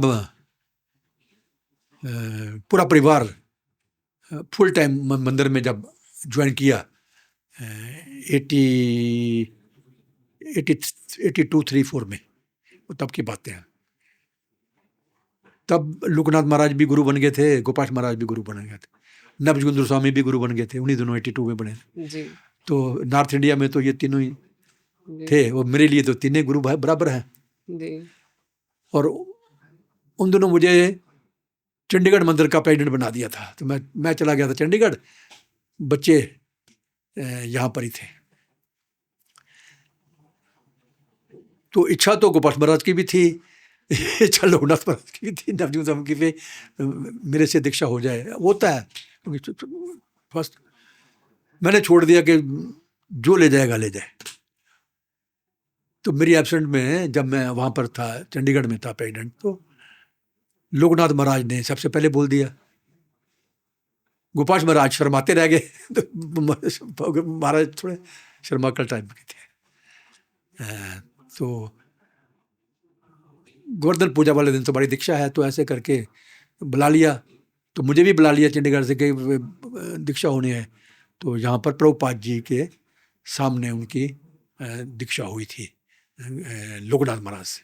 फिर जब दिल्ली पहुँचे तो गोपाल कृष्ण महाराज ने बोलते हैं मेरी वाइफ को, जब प्रसाद ले रहे थे शाम को, तुम्हारा गुरु जो है ना बड़ा पतला है, उसको खूब पराठे परोठे खिलाया करो, पंजाबी लोग पराठे खा। एक मिनट दिया। तो वो मेरे वाइफ की तरफ से कोई नहीं हुआ था। हाँ, जब मैं रिटायर, सेवा साथ में नौकरी भी करता था, सेवा भी करता था, सारी सेवाएं की, प्रेसिडेंट से लेकर के मिनियल सिलेबस सब सेवाएं की, सारी जो भी मंदिर में सेवाएं होती हैं। हालांकि मंदिर छोटा था लेकिन, और वाइफ ने भी शुरू कर दी सेवा करनी, भगवान के लिए प्रसाद भोग बनाना ये शुरू कर दिया। राधा पार्था सारथी के लिए वो अकेली थी पहले बनाने वाली, बाद में तो और भी मंदिर बन गया तो बस और लोग भी आ गए ऐसे करके। तो मुझे कोई कठिनाई नहीं हुई। हाँ, रिटायरमेंट जब मेरी होने वाली थी तब मेरी माँ ने ज़रूर बोला था। मेरी मदर जो है वो हम लोगों के, मेरा शरीर जो है जम्मू से है। हाँ, तो जम्मू में जगह है हीरानगर, बिल्कुल पाकिस्तान बॉर्डर के बिल्कुल 10 मिनट का रास्ता है पैदल का। तो मेरी माँ जरूर बोलती थी कि मेरा नाम विजय कुमार वहाँ का है घर का नाम, यहाँ प्रभुपाद ने श्री धाम दिया। तो विजय, तुम अभी सारी उम्र, बचपन में चला गया था घर से, मैं 15 साल की उम्र से घर से भाग गया था। बाद में फिर दिल्ली में आकर के दोबारा से ज्वाइन किया माँ बाप को, और फिर भाग गया ऐसा करके। तो सारी उम्र तुम बाहर ही रहोगे, घर नहीं आओगे, भाई घर आ जाओ, रिटायर हो गए घर आ जाओगे। तो उसी साल मेरे रिटायरमेंट होने से 10 दिन पहले गोपाल कृष्ण महाराज रथ यात्रा छोड़ करके, जो लाल किले से रथ यात्रा निकलती है, अजमेरी गेट अजमेरी गेट की तरफ आ रहे थे, दिल्ली गेट की तरफ आ रहे थे। उधर बड़ी भीड़ थी, किसानों का भी कोई फंक्शन था कोई, तो बड़ी भीड़ थी। रथ यात्रा जहाँ जो स्टार्टिंग होती है लाल किले से, वहाँ नहीं पहुँच पाया मैं। तो मैं दरियागंज में खड़ा हो गया और मुंह खड़ा मैंने किया है दिल्ली गेट की तरफ। पीछे से गोपाल महाराज आए, मेरी ऐसे करके कोली पड़ ली, श्री धाम मरते दम तक नौकरी करते रहोगे। मैं कह रही है 10 दिन के बाद मैं रिटायर हो रहा हूँ, तो क्या प्लानिंग है? मैं जी, मेरी माँ बोलती है कि वापस घर आ जाओ, तुम्हारी क्या प्लानिंग है? मैं जी, वृंदावन में एक थोड़ी सी जगह ली है मैंने 100 गज की, तो वहाँ, हालांकि वो बाद में किसी ब्रह्मचारी को मैंने दान दे दी थी। तो फिर कहीं नहीं जाना तुमने, मेरे पास आओ, मैं तुम्हें दिल्ली में जगह देता हूँ रहने के लिए। तो ऐसे करके मैं फिर तब से दिल्ली में हूँ 2003 से। फिर अभी 4 साल पहले मैं काउंसिल का मेंबर भी हूँ ना दिल्ली का। दिल्ली का प्रेसिडेंट भी मुझे बोला महाराज ने, क्या बन जाओ, मौन रूपा बनने से पहले। मैंने कहा महाराज जी, अभी मैंने भक्ति करनी है, सारी उम्र तो नौकरी भी करते रहे और सेवा भी करते रहे हैं, और बीच में विदाउट पे के मैं चंडीगढ़ भी रहा प्रेसिडेंट, पंढरपुर में लोकनाथ महाराज के साथ भी रहा मैं कुछ 1 साल 2 साल वहाँ पर। वहाँ का जगह का इंचार्ज मुझे बनाया था पहले। मंदिर तो अभी बन गया, पहले मंदिर नहीं था, चंद्रभागा नदी के परगड़े परी तरफ। सो मैंने प्रेसिडेंट नहीं बनना है, पर मैं किसको बनाऊं मैं, ऐसे थोड़ा नाराज होकर बोले। ठीक है, मान गया मैं। जब वो नीचे अनाउंसमेंट करने के लिए जाते थे सब लोगों के सामने, मैं मना कर देता था। ऐसे कर 3 दफ़ा ये हुआ, तीनों दफ़ा मैंने मना कर दिया, मैं नहीं बनना प्रेसिडेंट। मैं प्रेसिडेंट बन के देख लिया, चंडीगढ़ में भी देख लिया है, हालांकि उसके बाद भी प्रेसिडेंट बना छोटे मंदिर का, तो मेरी इच्छा नहीं है, मैं नहीं संभाल पाऊंगा। कहते फिर मैं किसको बनाऊं मैं। मैंने 2-3 लोगों के नाम सुझाए जो सीनियर डिवोटीज थे। महाराज ने कुछ शब्द बोले, कहते नहीं उनको नहीं बनाना है। जो शब्द बोले वो नहीं बताऊंगा। आप उनके अपने शिष्य हैं, जो मर्जी बोले वो। फिर मैंने बोला फिर ठीक है। उन दिनों मोहन रूपा पहले तो बाहर प्रचार करते थे, इनको कुछ ज़्यादा नहीं जानते थे उस समय। इनके पिताजी को जानते, पिताजी पहले ज्वाइन कर गए थे इधर इस्कॉन में, सेवा करते थे वो, अकाउंट्स वगैरह की। तो मैं जी मोहन रूपा को बना दीजिए, मोहन रूपा आना शुरू हो गया था।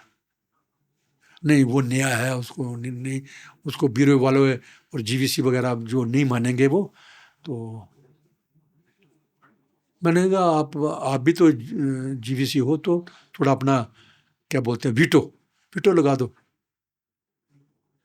तो 2 दफ़ा तो उन्होंने बोला, लेकिन वो नहीं माने। 3 दफ़ा मैंने बोला अभी वीटो लगाओ, मैंने वीटो नहीं लगाई, इसका मतलब मैंने प्रपोजल किया है, तो ब्यूरो वाले नहीं मान रहे हैं। तो कहते ठीक है। अगली बारी उन्होंने वीटो लगा करके मना लिया मोहन रूपा को। तो मोहन रूपा को फिर वो डिक्लेयर कर दिया आकर के। अभी कुछ दिनों के बाद ही ब्यूरो वालों का महाराज को बोला पे नहीं मोहन रूपा से नहीं संभाला जा रहा है, तो किसी और को बनाओ अभी 5-6 महीने में। लेकिन उस समय उसके पिताजी ने कुछ शब्द बोले थे मुझे, वो भी नहीं बताऊंगा मैं। तो फिर वो मैंने महाराज को बोला, फिर महाराज भी शोशो बने पड़ गए। फिर कहते ठीक है। फिर किसी न किसी तरीके से ब्यूरो वालों को और जीवीसी को मना लिया गोपाल महाराज ने, और तब से बड़ी अच्छी सेवा कर रहे हैं, बड़े अच्छे भक्त हैं, बड़ा अच्छा प्रचार भी करते हैं जी। तो ऐसे क्योंकि आप दिल्ली में थे, तो गोपाल कृष्ण महाराज के साथ आपका कैसा आदान प्रदान रहा? हाँ। जब तक गोपाल जी महाराज नहीं आए थे 75 से पहले, तब तो जो लोकनाथ महाराज मेरे घर के ही सदस्य समझो, फ्रेंड्स, सदस्य, गुरु भाई सब, बच्चे भी छोटे छोटे थे जी जी। तो घर की बात थी। उनसे दोस्ती हुई थी सबसे पहले, ज़्यादा उन्हीं से साथ ही संपर्क रहा मेरा। नवजुंद स्वामी के साथ भी रहा, लेकिन उनका एक्सपीरियंस कुछ अलग है। वो पंजाबी टाइप है। सो 75 के बाद फिर गोपाल महाराज आ गए, तो वो आते थे तो उनके साथ अच्छी दोस्ती हो गई मेरी। दोस्ती भी, गुरु भाई भी हैं, दोस्ती भी हैं। और माना जाए तो बड़ा भाई जो है वो पिता के बराबर होता है, तो वो भी मेरे गुरु के बराबर ही है। अरे दोनों गुरु भाई हैं, लेकिन बड़ा भाई गुरु के बराबर ही होता है, बड़ा भाई पिता के बराबर होता है। तो मैं ऐसे मानता था उनको, तो उनके साथ मेरा बड़ा अच्छा संपर्क रहा। वो लास्ट मोमेंट तक सबसे ज़्यादा मिलने वाला गोपाल महाराज को नज़दीकी, और मुझे भी जब भी ज़रूरत पड़ती थी किसी काम की, मुझे फ़ोन कर देते थे, सीधाम आ सकते हो, चाहे वो रात के 10 बजे हो, 11 बजे हो। कोई समस्या होती तो मुझे देते थे। और भगवान की दया से, हालांकि मैं इतना लायक भी नहीं हूँ, बोलने वाला भी नहीं हूँ, वो समस्याएं हल हो जाती थी भगवान की कृपा से, प्रभुपाद जी की कृपा से। तो इसलिए और भी ज़्यादा विश्वास पड़ गया गोपाल महाराज का मेरे पर। और बाकी गुरु भाइयों के साथ आपका कैसे संबंध थे? हाँ, लोकनाथ महाराज के बड़े अच्छे संबंध हैं। नवजुंद स्वामी के साथ भी अच्छे संपर्क हैं, वो भी ठीक है। हाँ, लेकिन गोपाल महाराज और लोकनाथ महाराज के साथ मेरे ज़्यादा संबंध रहे हैं। जी। तो उस समय में जब आप नए नए कृष्णा कॉन्शियसनेस में आए थे, तो उस समय के जो युवागण थे, जो प्रभुपाद जी के लिए इतने डेडिकेटेड थे, हाँ। और जो आज की युवा पीढ़ी है, जो आज की जनरेशन है, उनमें आपको क्या डिफरेंस लगता है? काफ़ी फ़र्क पड़ गया है अभी, काफ़ी फ़र्क पड़ गया है। हालांकि बड़े अच्छे अच्छे भक्त आ रहे हैं हमारे पास, बड़े एजुकेटेड भक्त आ रहे हैं, IIT बच्चे आ रहे हैं, सुंदर गोपाल है, या उसने बहुत सारे यूनिवर्सिटियों की और उनके रजिस्ट्रारों की लिस्ट मैंने दी थी उसको, मैं UGC में था ना, जी जी तो जी। एक दो प्रिंसिपल्स के साथ मैंने संपर्क भी कराया उनके, तो तब से वो पूछते थे मुझे कि मेरा क्या फ्यूचर है इस्कॉन में। मैं बहुत बढ़िया फ्यूचर है, भक्ति करते रहोगे, प्रभुपाद जी के लाइन पे चलते रहोगे तो बड़ा अच्छा फ्यूचर है। वाकई देखो, तो अभी देखो नंबर टॉप जी। का प्रीचर है वो, बड़े अच्छे अच्छे भक्तों को जोड़ा हुआ है साथ में। लेकिन उसके बावजूद भी अभी कुछ भक्त जो हमारे ऐसे हैं, पता नहीं क्या बात है, वो मैच्योर नहीं है, जो डेडिकेटेड थे इस्कॉन के लिए, जान देने के लिए, इस्कॉन के लिए सब कुछ इस्कॉन है मेरा। हमारे दिल में तो अभी भी यही है कि इस्कॉन की कोई भी अगर बाहर कुछ भी निंदा कर देता है तो हमसे बर्दाश्त नहीं होती, हम तो लड़ने मारने के लिए तैयार हो जाते हैं। और आजकल के जो सारे नहीं, कुछ कुछ अपना अलग से ही कोई इस्कॉन बना रहे हैं, मेरा अलग से इस्कॉन है, ये मेरा अलग से इस्कॉन है, अलग से संस्था है। तो ये सीखा तो अपने प्रभुपाद जी से सब कुछ, और प्रभुपाद जी को छोड़ करके, ठीक है, एक कोई भक्त है जिसके कारण तुम डिस्टर्ब हुए हो, तो इसका मतलब है कि मैं अपना घर छोड़ के चले जाऊं, ये अलग घर बना लूं जाके, ये ठीक नहीं है। तो ऐसा टेंडेंसी आजकल लोगों में, नए भक्तों में आ रही है, वो अच्छी नहीं लगती मुझे। जी हमारे भक्तों ने जो हमारे गुरु भाई हैं, ये कभी सोचा भी नहीं था कि अलग संस्था बनाएंगे जाकर के। जी प्रभुपाद जी के खास करके रहते रहते जी। अलग संस्था बना देंगे, तो नहीं, यहाँ तो रहते रहते कई लोग अलग संस्था बना देते हैं, तो ये ठीक नहीं है। जी। प्रभु जी, जैसे कि आपके गुरु भाई आपसे बड़े पद पर थे, कोई सन्यासी था, कोई बड़ी सेवाएं कर रहा था, तो कभी कंपटीशन का या ऐसा भाव आया आपके मन में? कभी भी नहीं, कभी भी नहीं। मैं उनको अपना आदर्श मानता था, अपने प्रभुपाद जी के बाद उन्हीं को मानता था, बड़ा भाई गुरु है, जी ये मान के चलना चाहिए हमें। जो जो जो मेरे से सीनियर डिवोटी है वो मेरा गुरु ही है। गुरु जी एक तो स्पिरिचुअल मास्टर तो हैं ही प्रभुपाद जी, जी है ना, उसके बाद गुरु तो कई हो सकते हैं ना। जी तो जो मेरे गुरु भाई हैं वो मेरे गुरु के बराबर हैं, तो कंपटीशन का मतलब ही नहीं हुआ, कंपटीशन का मतलब ही नहीं हुआ। जब भी जरूरत पड़ी इस्कॉन संस्था को, GBC को, तो मुझे कहीं प्रेसिडेंट बना दिया, 2-3 जगह, गाजियाबाद, शाहबाबाद का प्रेसिडेंट मैं रहा हूँ शुरुआत में, पानीपत का भी देखभाल करता था मैं, दिल्ली का तो बनाने के तैयार थे, मैं खुद नहीं बना, कुरुक्षेत्र का तो प्रभुपाद जी के ज़माने में भी हो गया था, है ना।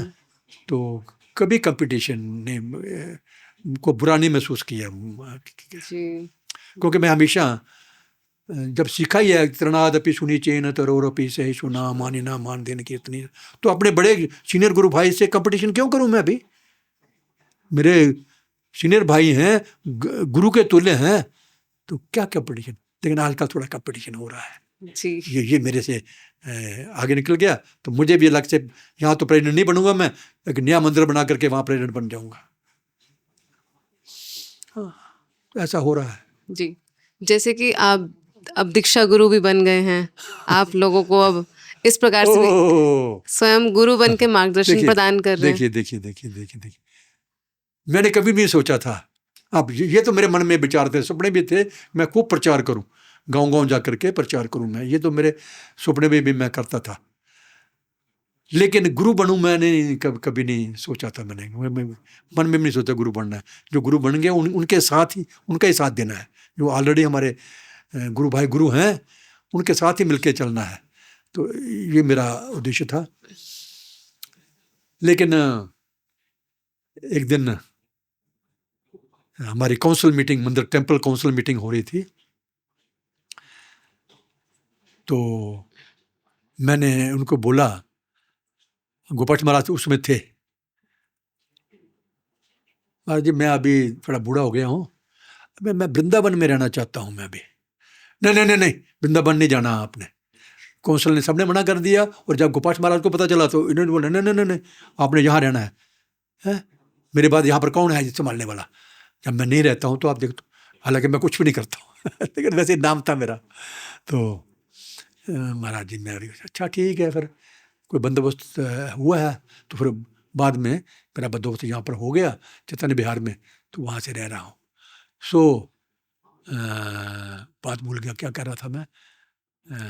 दीक्षा गुरु। हाँ, तो मैं नहीं चाहता था कि मैं दीक्षा गुरु बनूं, मैं इनके साथ ही सहयोग करूंगा जितने भी हमारे गुरु भाई हैं। और उस समय तो खासकर गोपाल महाराज हैं, तो गोपाल महाराज जब भी दीक्षा देते थे तो मुझे साथ लेके जाते थे। वो जब किसी की दीक्षा हो रही है तो वहाँ पर क्वेश्चन आंसर जो 4 नियम है ये पूछने के लिए मुझे बैठा देते थे, अपने पास एक साइड में बैठाते थे। जहाँ पर कोई और ब्राह्मण दीक्षा भी हो रही है तो यज्ञ होता था तो मुझे बुला के ले जाते थे, यज्ञ में बैठना है सिर्फ, मैंने तो कुछ करना नहीं है, मन अपने साथ रखते थे। तो इसलिए कभी सोचा ही नहीं था कि मैं गुरु बनूंगा। तो दीक्षा जब एक दिन मीटिंग हो रही थी तो मोहन रूपा बोलते हैं कि हालांकि गोपाल महाराज ने बोला कि आप संन्यास ले लो, जब मैं तैयार हूँ, तो फिर हंसना शुरू हो जाते, नहीं, आपकी जो पत्नी है ना मुझे गाली देगी मैं मजाक कर रहा था आपसे। तो महामन जो है उनको भी अच्छी तरह मेरी जान पहचान है, तो उन्होंने भी 2 दफ़ा मुझे बोला कि आप, मैं गुरु बन गया हूँ तो आप भी गुरु बन जाओ। मैंने नहीं।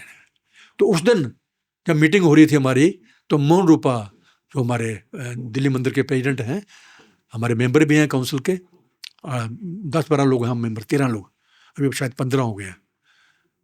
तो प्रभु जी आप गुरु क्यों नहीं बन जाते?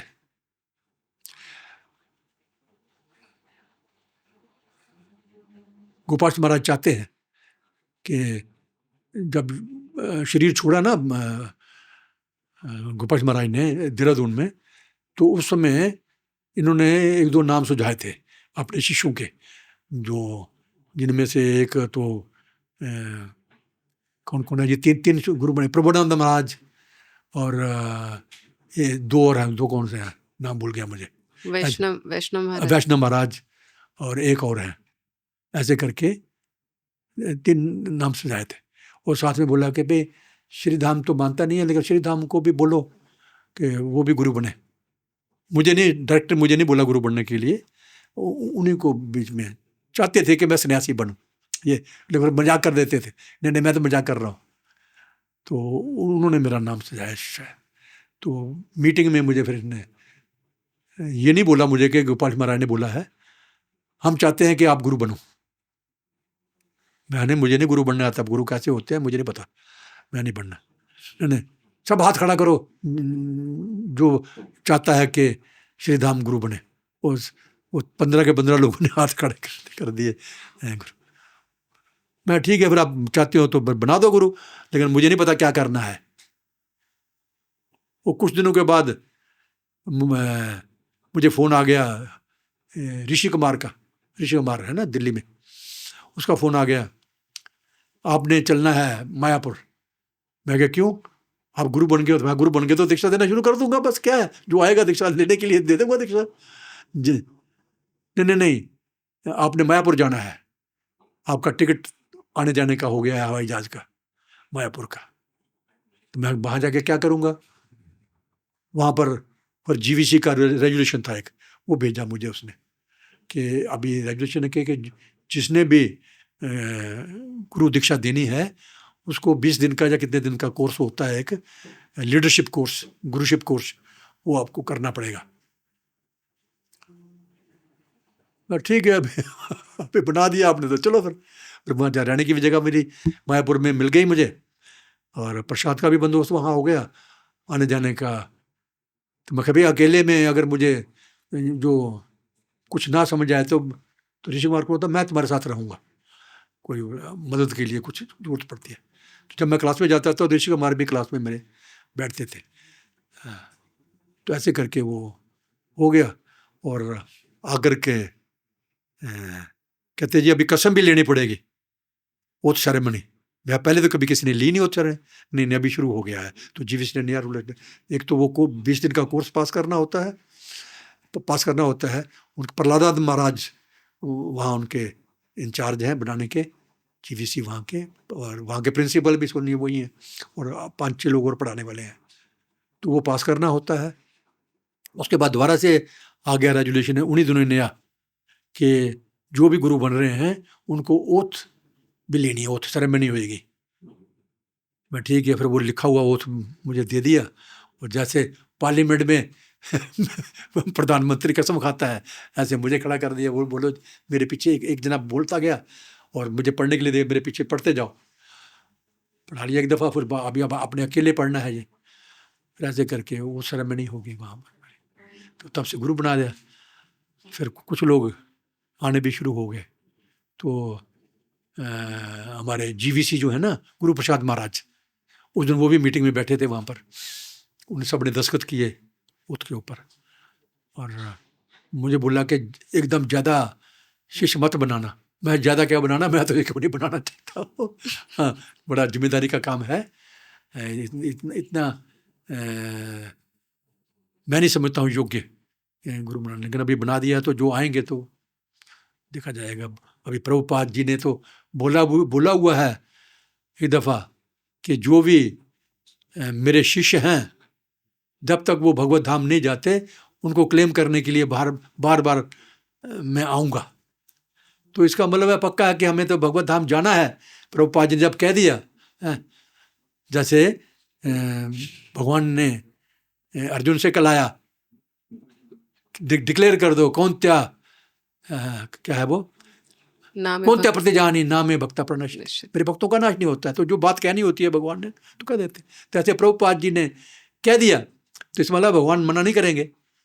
तो भगवत धाम तो गारंटी होगी प्रभुपाद जी की तरफ से हमारी। और जैसे बिजली का करंट जो है वो छोड़ेंगे तो आगे करंट जाएगा, तो करंट पहुंच जाता है, वहाँ पर भी करंट पहुंच जाता है, आगे भी करंट पहुंच जाता है। तो जो मेरा अपना मानना है कि जो मेरे शिष्य बनेंगे, अगर चारों नियम पालन करते हैं, 10 नाम अपराधों से बचते हैं, तो कनेक्शन होने की वजह से प्रभुपाद जी उनको भी ले जाएंगे भगत।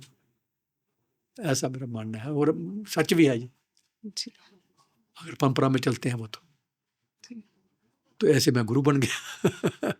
अभी देते हैं दीक्षा। अभी सहारनपुर से आया था। मैं तो ज़्यादा किसी को बोलता नहीं कि मेरे शिष्य बन जाओ, क्योंकि ज़्यादातर लोग चाहते थे कि शिष्य बने श्री धाम के। क्यों? क्योंकि बाकी हमारे उनमें ये इच्छा आ गई थी कि ये हमारे गुरु भाई हैं। बाकी शिष्यों में ये बात आई ना, जिनकी हम दीक्षा लेंगे वो हमारे गुरु भाई हैं। तो अगर प्रभुपाद के डिसाइबल से लेंगे तो, लेकिन उस समय तक मैं तो गुरु नहीं बना था। मैं 1 हफ्ते के बाद बना हूँ जा करके। तो ज़्यादातर लोग ने दीक्षा तीनों गुरुओं से ले ली थी। बाकी अभी तैयार हो रहे हैं, कुछ तैयार थे अभी फरवरी के लास्ट में। तो 13 लोग थे यहाँ पर, क्या कहते हैं इसको, सहारनपुर। तो 13 लोगों की सहारनपुर में दीक्षा दी है, और 6 लोगों की दिल्ली में दी है। उसमें से ब्राह्मण दीक्षा वाले तो बहुत हैं आने वाले। मैंने कहा भाई तो तुम बाकी गुरुओं से लो ना दीक्षा, ब्राह्मण दीक्षा सारे मेरे पास ही है। को उनको ईजी लगता है, मेरे पास आना ईजी लगता है, इसलिए वो ब्राह्मण दीक्षा भी मेरे से लेना चाहते हैं। लेकिन मैं अभी कह रहा हूँ जब बड़ी दीक्षा होएगी ना हरि नाम की, उस समय जितने ब्राह्मण दीक्षा लेनी है तो देते। तो अभी तैयार हैं कुछ लोग। अभी शायद अभी टाइम देंगे, कभी जून में, शायद जून में टाइम देंगे। तो वो शायद वो लिख करके भी सर्कुलर भेज रहे हैं मंदिरों को मेरे नाम का, जो लीडर हैं जी, जो प्रचार कर रहे हैं भक्तों को नियम। तो फिर मुझे डेट देंगे तो दीक्षा तो हो जाएगा। फिलहाल 13/6/19 और 4-5 लोग ब्राह्मण दीक्षा, जिसमें से एक सबसे पहले यूक्रेन का था भक्त, एक वो बड़ा प्रचार कर रहा है, लड़ाई के दौरान में कहते प्रचार कर रहा है रशिया वगैरह में, यूक्रेन में, लेकिन ब्राह्मण दीक्षा नहीं थी। तो वो चाहता था कि ब्राह्मण दीक्षा। फिर उसने जब गोपाल महाराज का अभी था ना व्यास पूजा थी, वहाँ वो भी आया हुआ था। तो उसने फिर सिफारिश लड़ाई बहुत सारे लोगों से, प्रेसिडेंट से और 5-6 जो बड़े बड़े भक्त थे पे, इसको ब्राह्मण दीक्षा दे दो। और उसको शाम को रात को ब्राह्मण दीक्षा उसको फर्स्ट उसको दीक्षा दी थी। तो वो हिंदी इंग्लिश तो नहीं जानता था, लेकिन थोड़ा पढ़ लेता था, इंग्लिश पढ़ लेता था। तो उसको लिखा हुआ इंग्लिश में जो भाषा है वो तो जो स्क्रिप्ट जो है वो उनकी भाषा में था लिखा हुआ, लेकिन शब्द जो है इंग्लिश के ही हैं वो। तो उसके पीछे उनको गायत्री जाप करना सिखाया उसको। तो वो सबसे पहला ब्राह्मण दीक्षा उसी को दी थी। फिर उसने मुझे, बेचारा गरीब आदमी था, ज़्यादा उसके रशी यूक्रेन में तो कुछ है नहीं बेचारों के पास। तो वो पहले दिन ही उसको पता चल गया कि ये दीक्षा होगी श्री धाम से, मेरी ब्राह्मण दीक्षा। तो वृंदावन में आया वो, वृंदावन से एक लोई ली यहाँ से कहीं से, और कुछ अपने यूक्रेन से कोई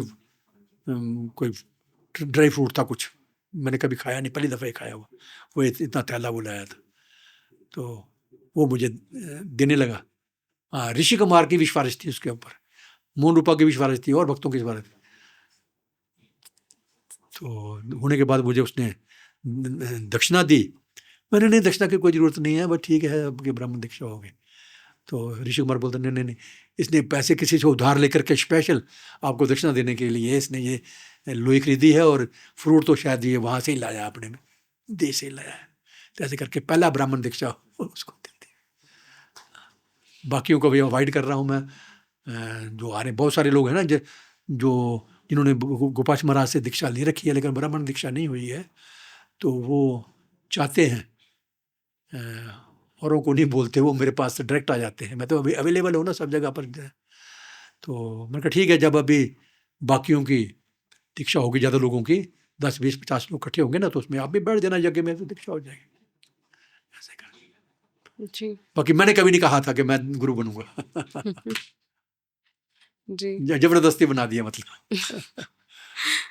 नहीं, प्रभुपाद जी आपसे इस प्रकार से सेवा लेना चाहते होंगे, तो आपका अपने शिष्यों के लिए और जो लोग आपसे इंस्पायर हैं उनके लिए कोई मैसेज, कोई संदेश आपका? हाँ, उनके लिए ये संदेश है कि प्रभुपाद जी की बुक्स जरूर पढ़िए,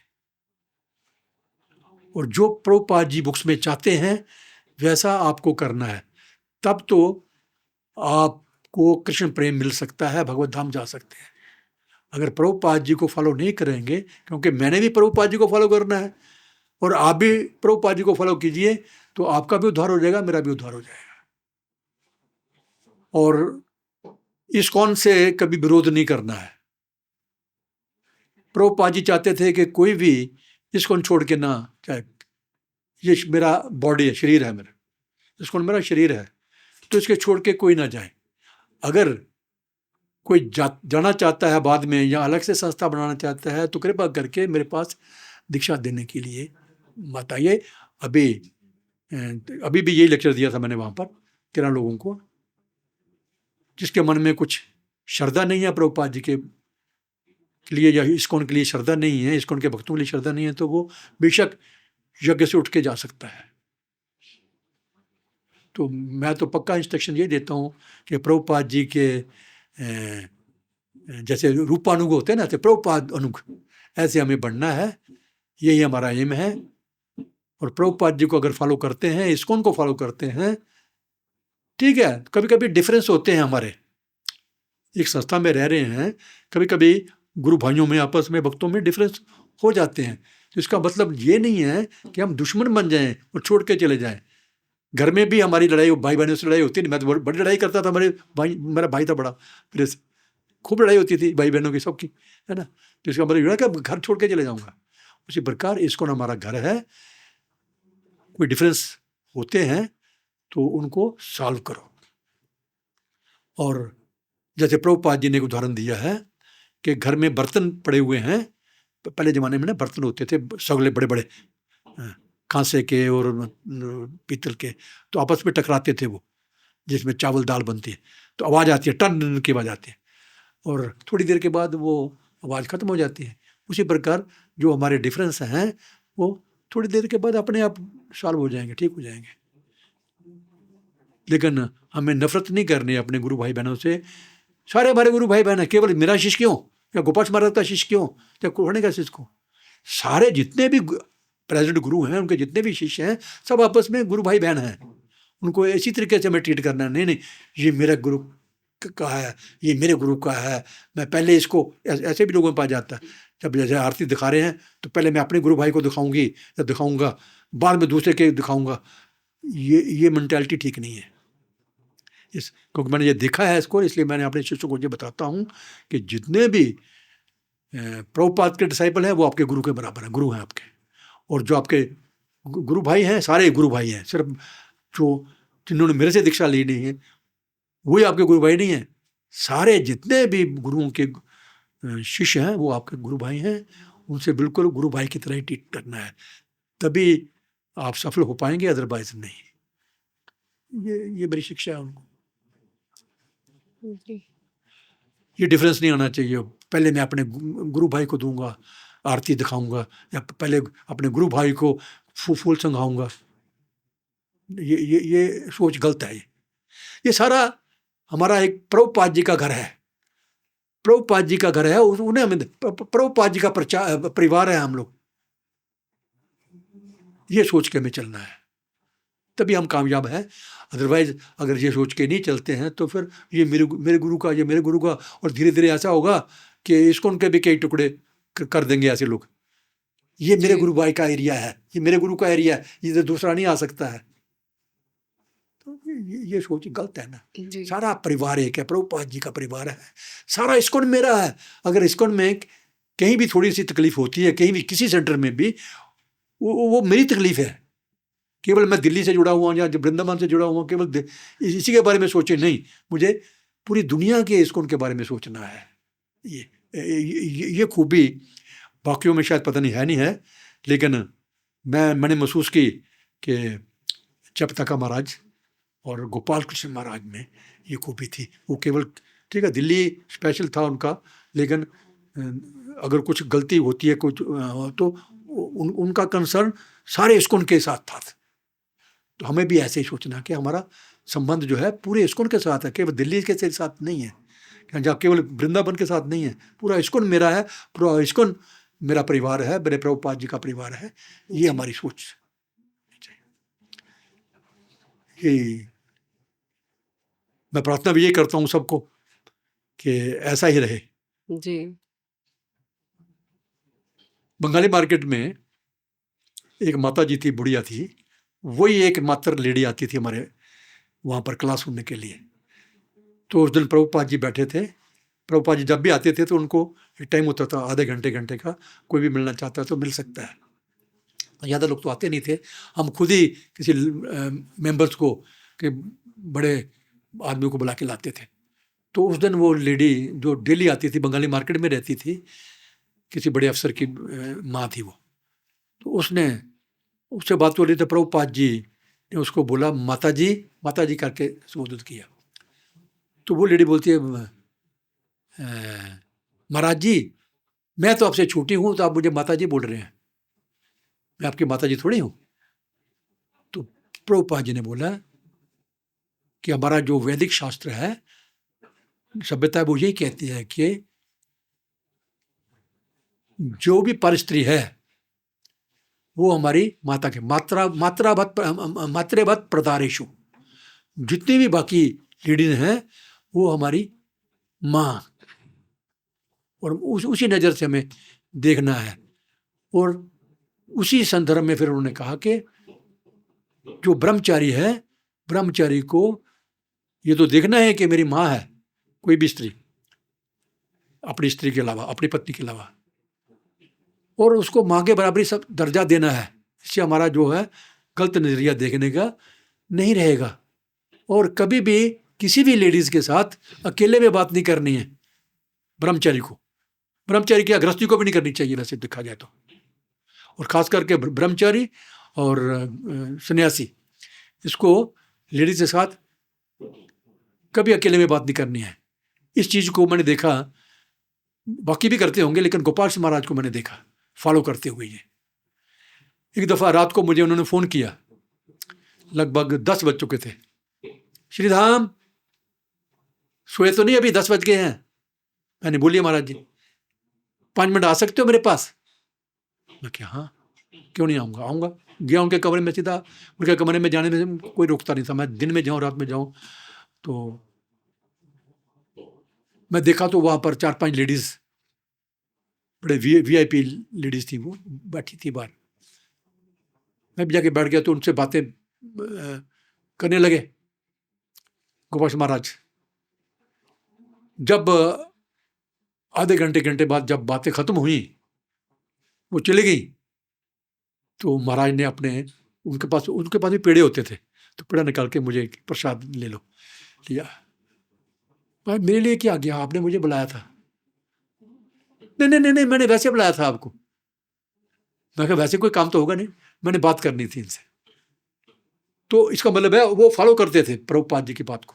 तो प्रभुपाद जी ने सिर्फ मेरे सामने इंस्ट्रक्शन नहीं दी, ये उस बुढ़िया को बताया, जब अपने ब्रह्मचारियों को, ये इंस्ट्रक्शन सबके लिए है, मेरे लिए भी है, ब्रह्मचारियों के लिए भी है, गृहस्थियों के लिए भी है, कि अकेले में किसी भी लेडी से बात नहीं करनी चाहिए।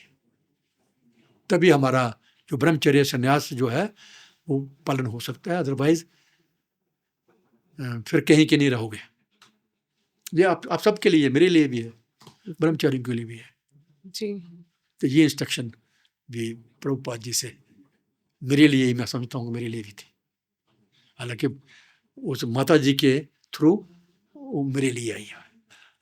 एक बार क्या हुआ, जब पंजाब में उग्रवाद फैला हुआ था, उन दिनों गोपाल कृष्ण गोस्वामी मुझे ले गए अमृतसर। वहाँ पर एक हिंदू महासम्मेलन था, तो हमें भी बुलाया, स्कूल वालों को भी बुलाया कि आप यहाँ पर आइए।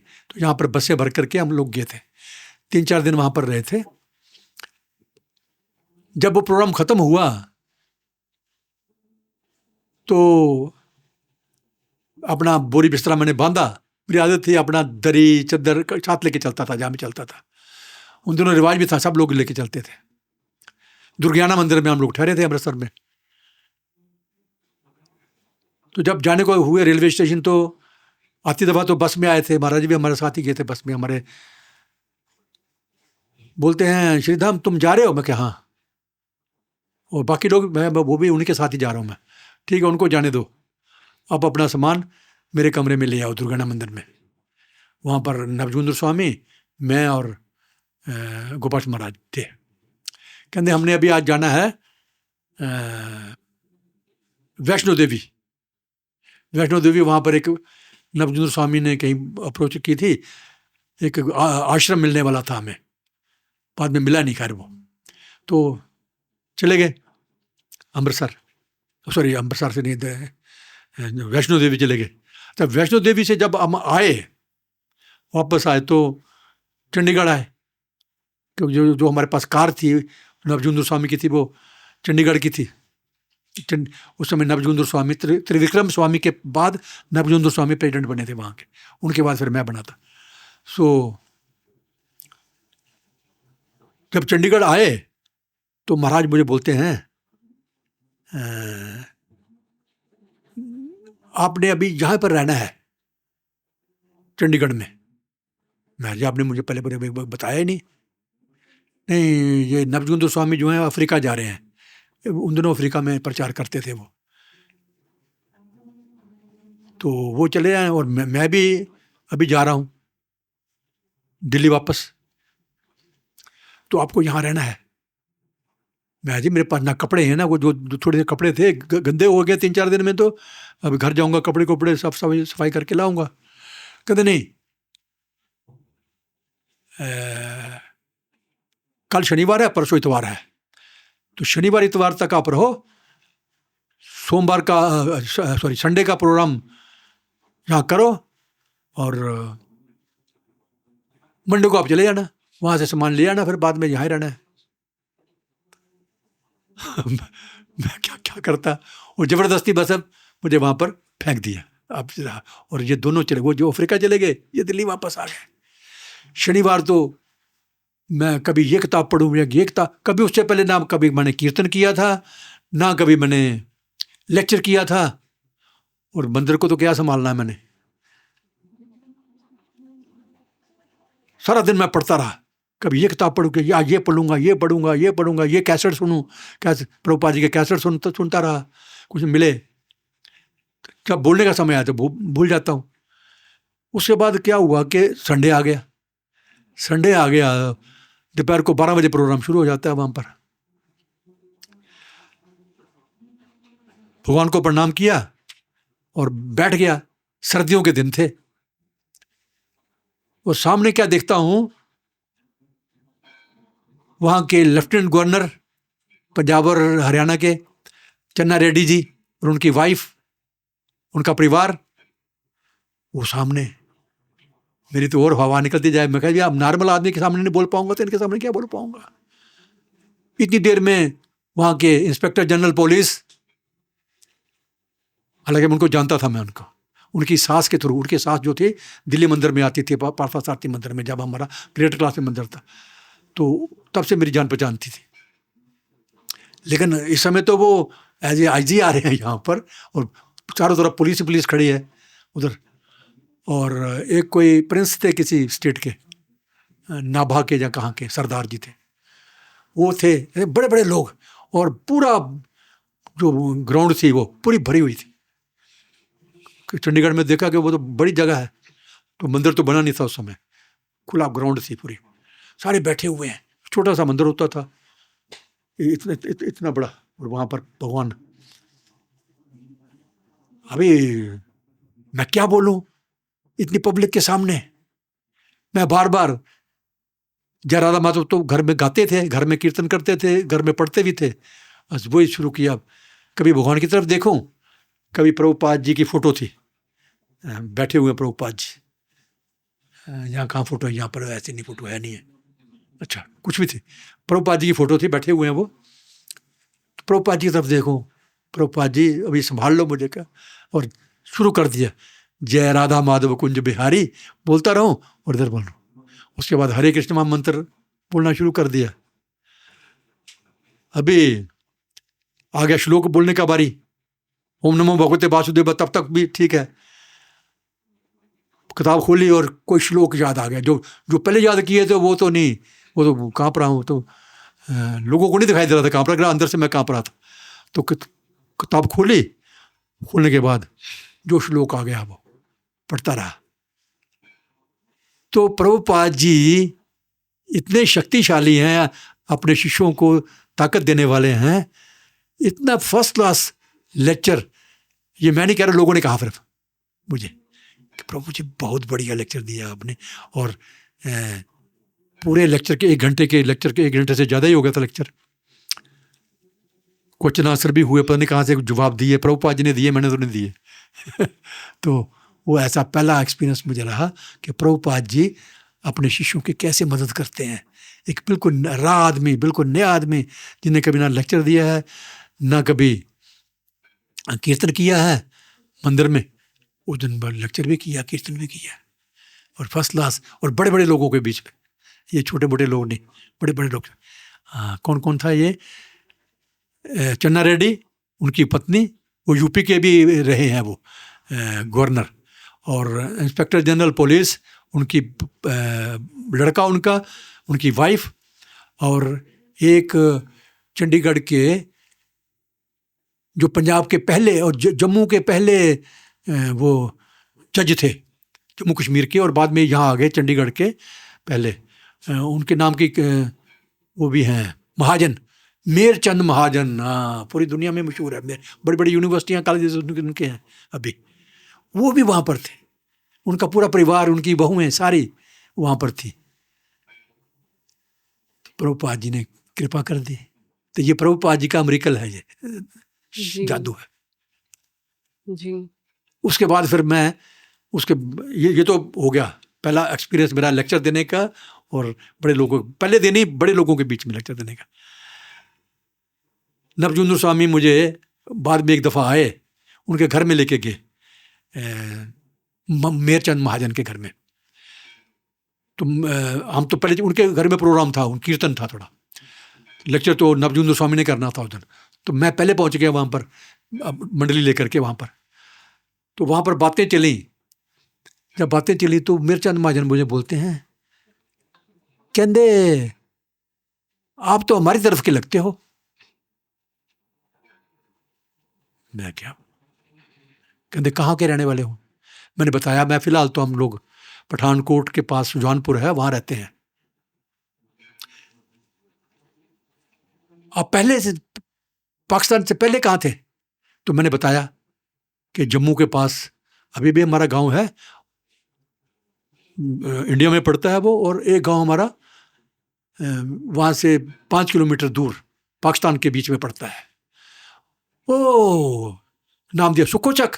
मैं क्या, हाँ यस। कहते आपके दादाजी का क्या नाम था? मैं तो छोटी उम्र का था उस समय, ये तो बड़ी उम्र का।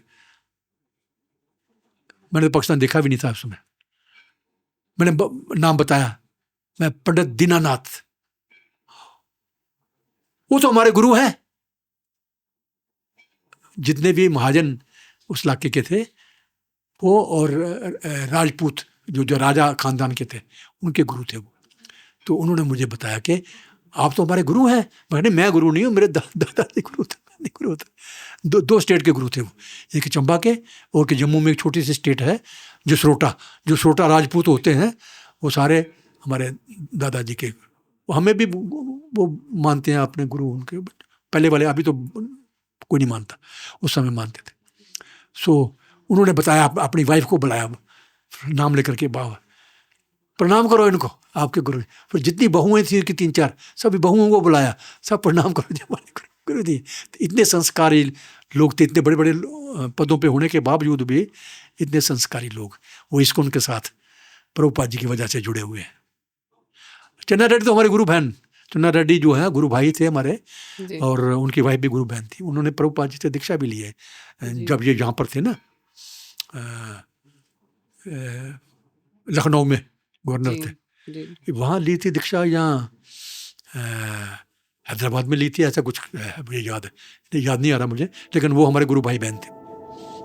हरे कृष्णा प्रभु जी, थैंक यू सो मच। आपने अपना इतना कीमती समय हमें दिया, और आपकी जो रियलाइजेशन थी प्रभुपाद के साथ में, और जो आपने इंस्ट्रक्शन दी अपने शिष्यों के लिए या जो भी इस्कॉन के आने वाले भक्त हैं उनके लिए। ठीक है, धन्यवाद। हरे कृष्ण। श्रील प्रभुपाद की जय।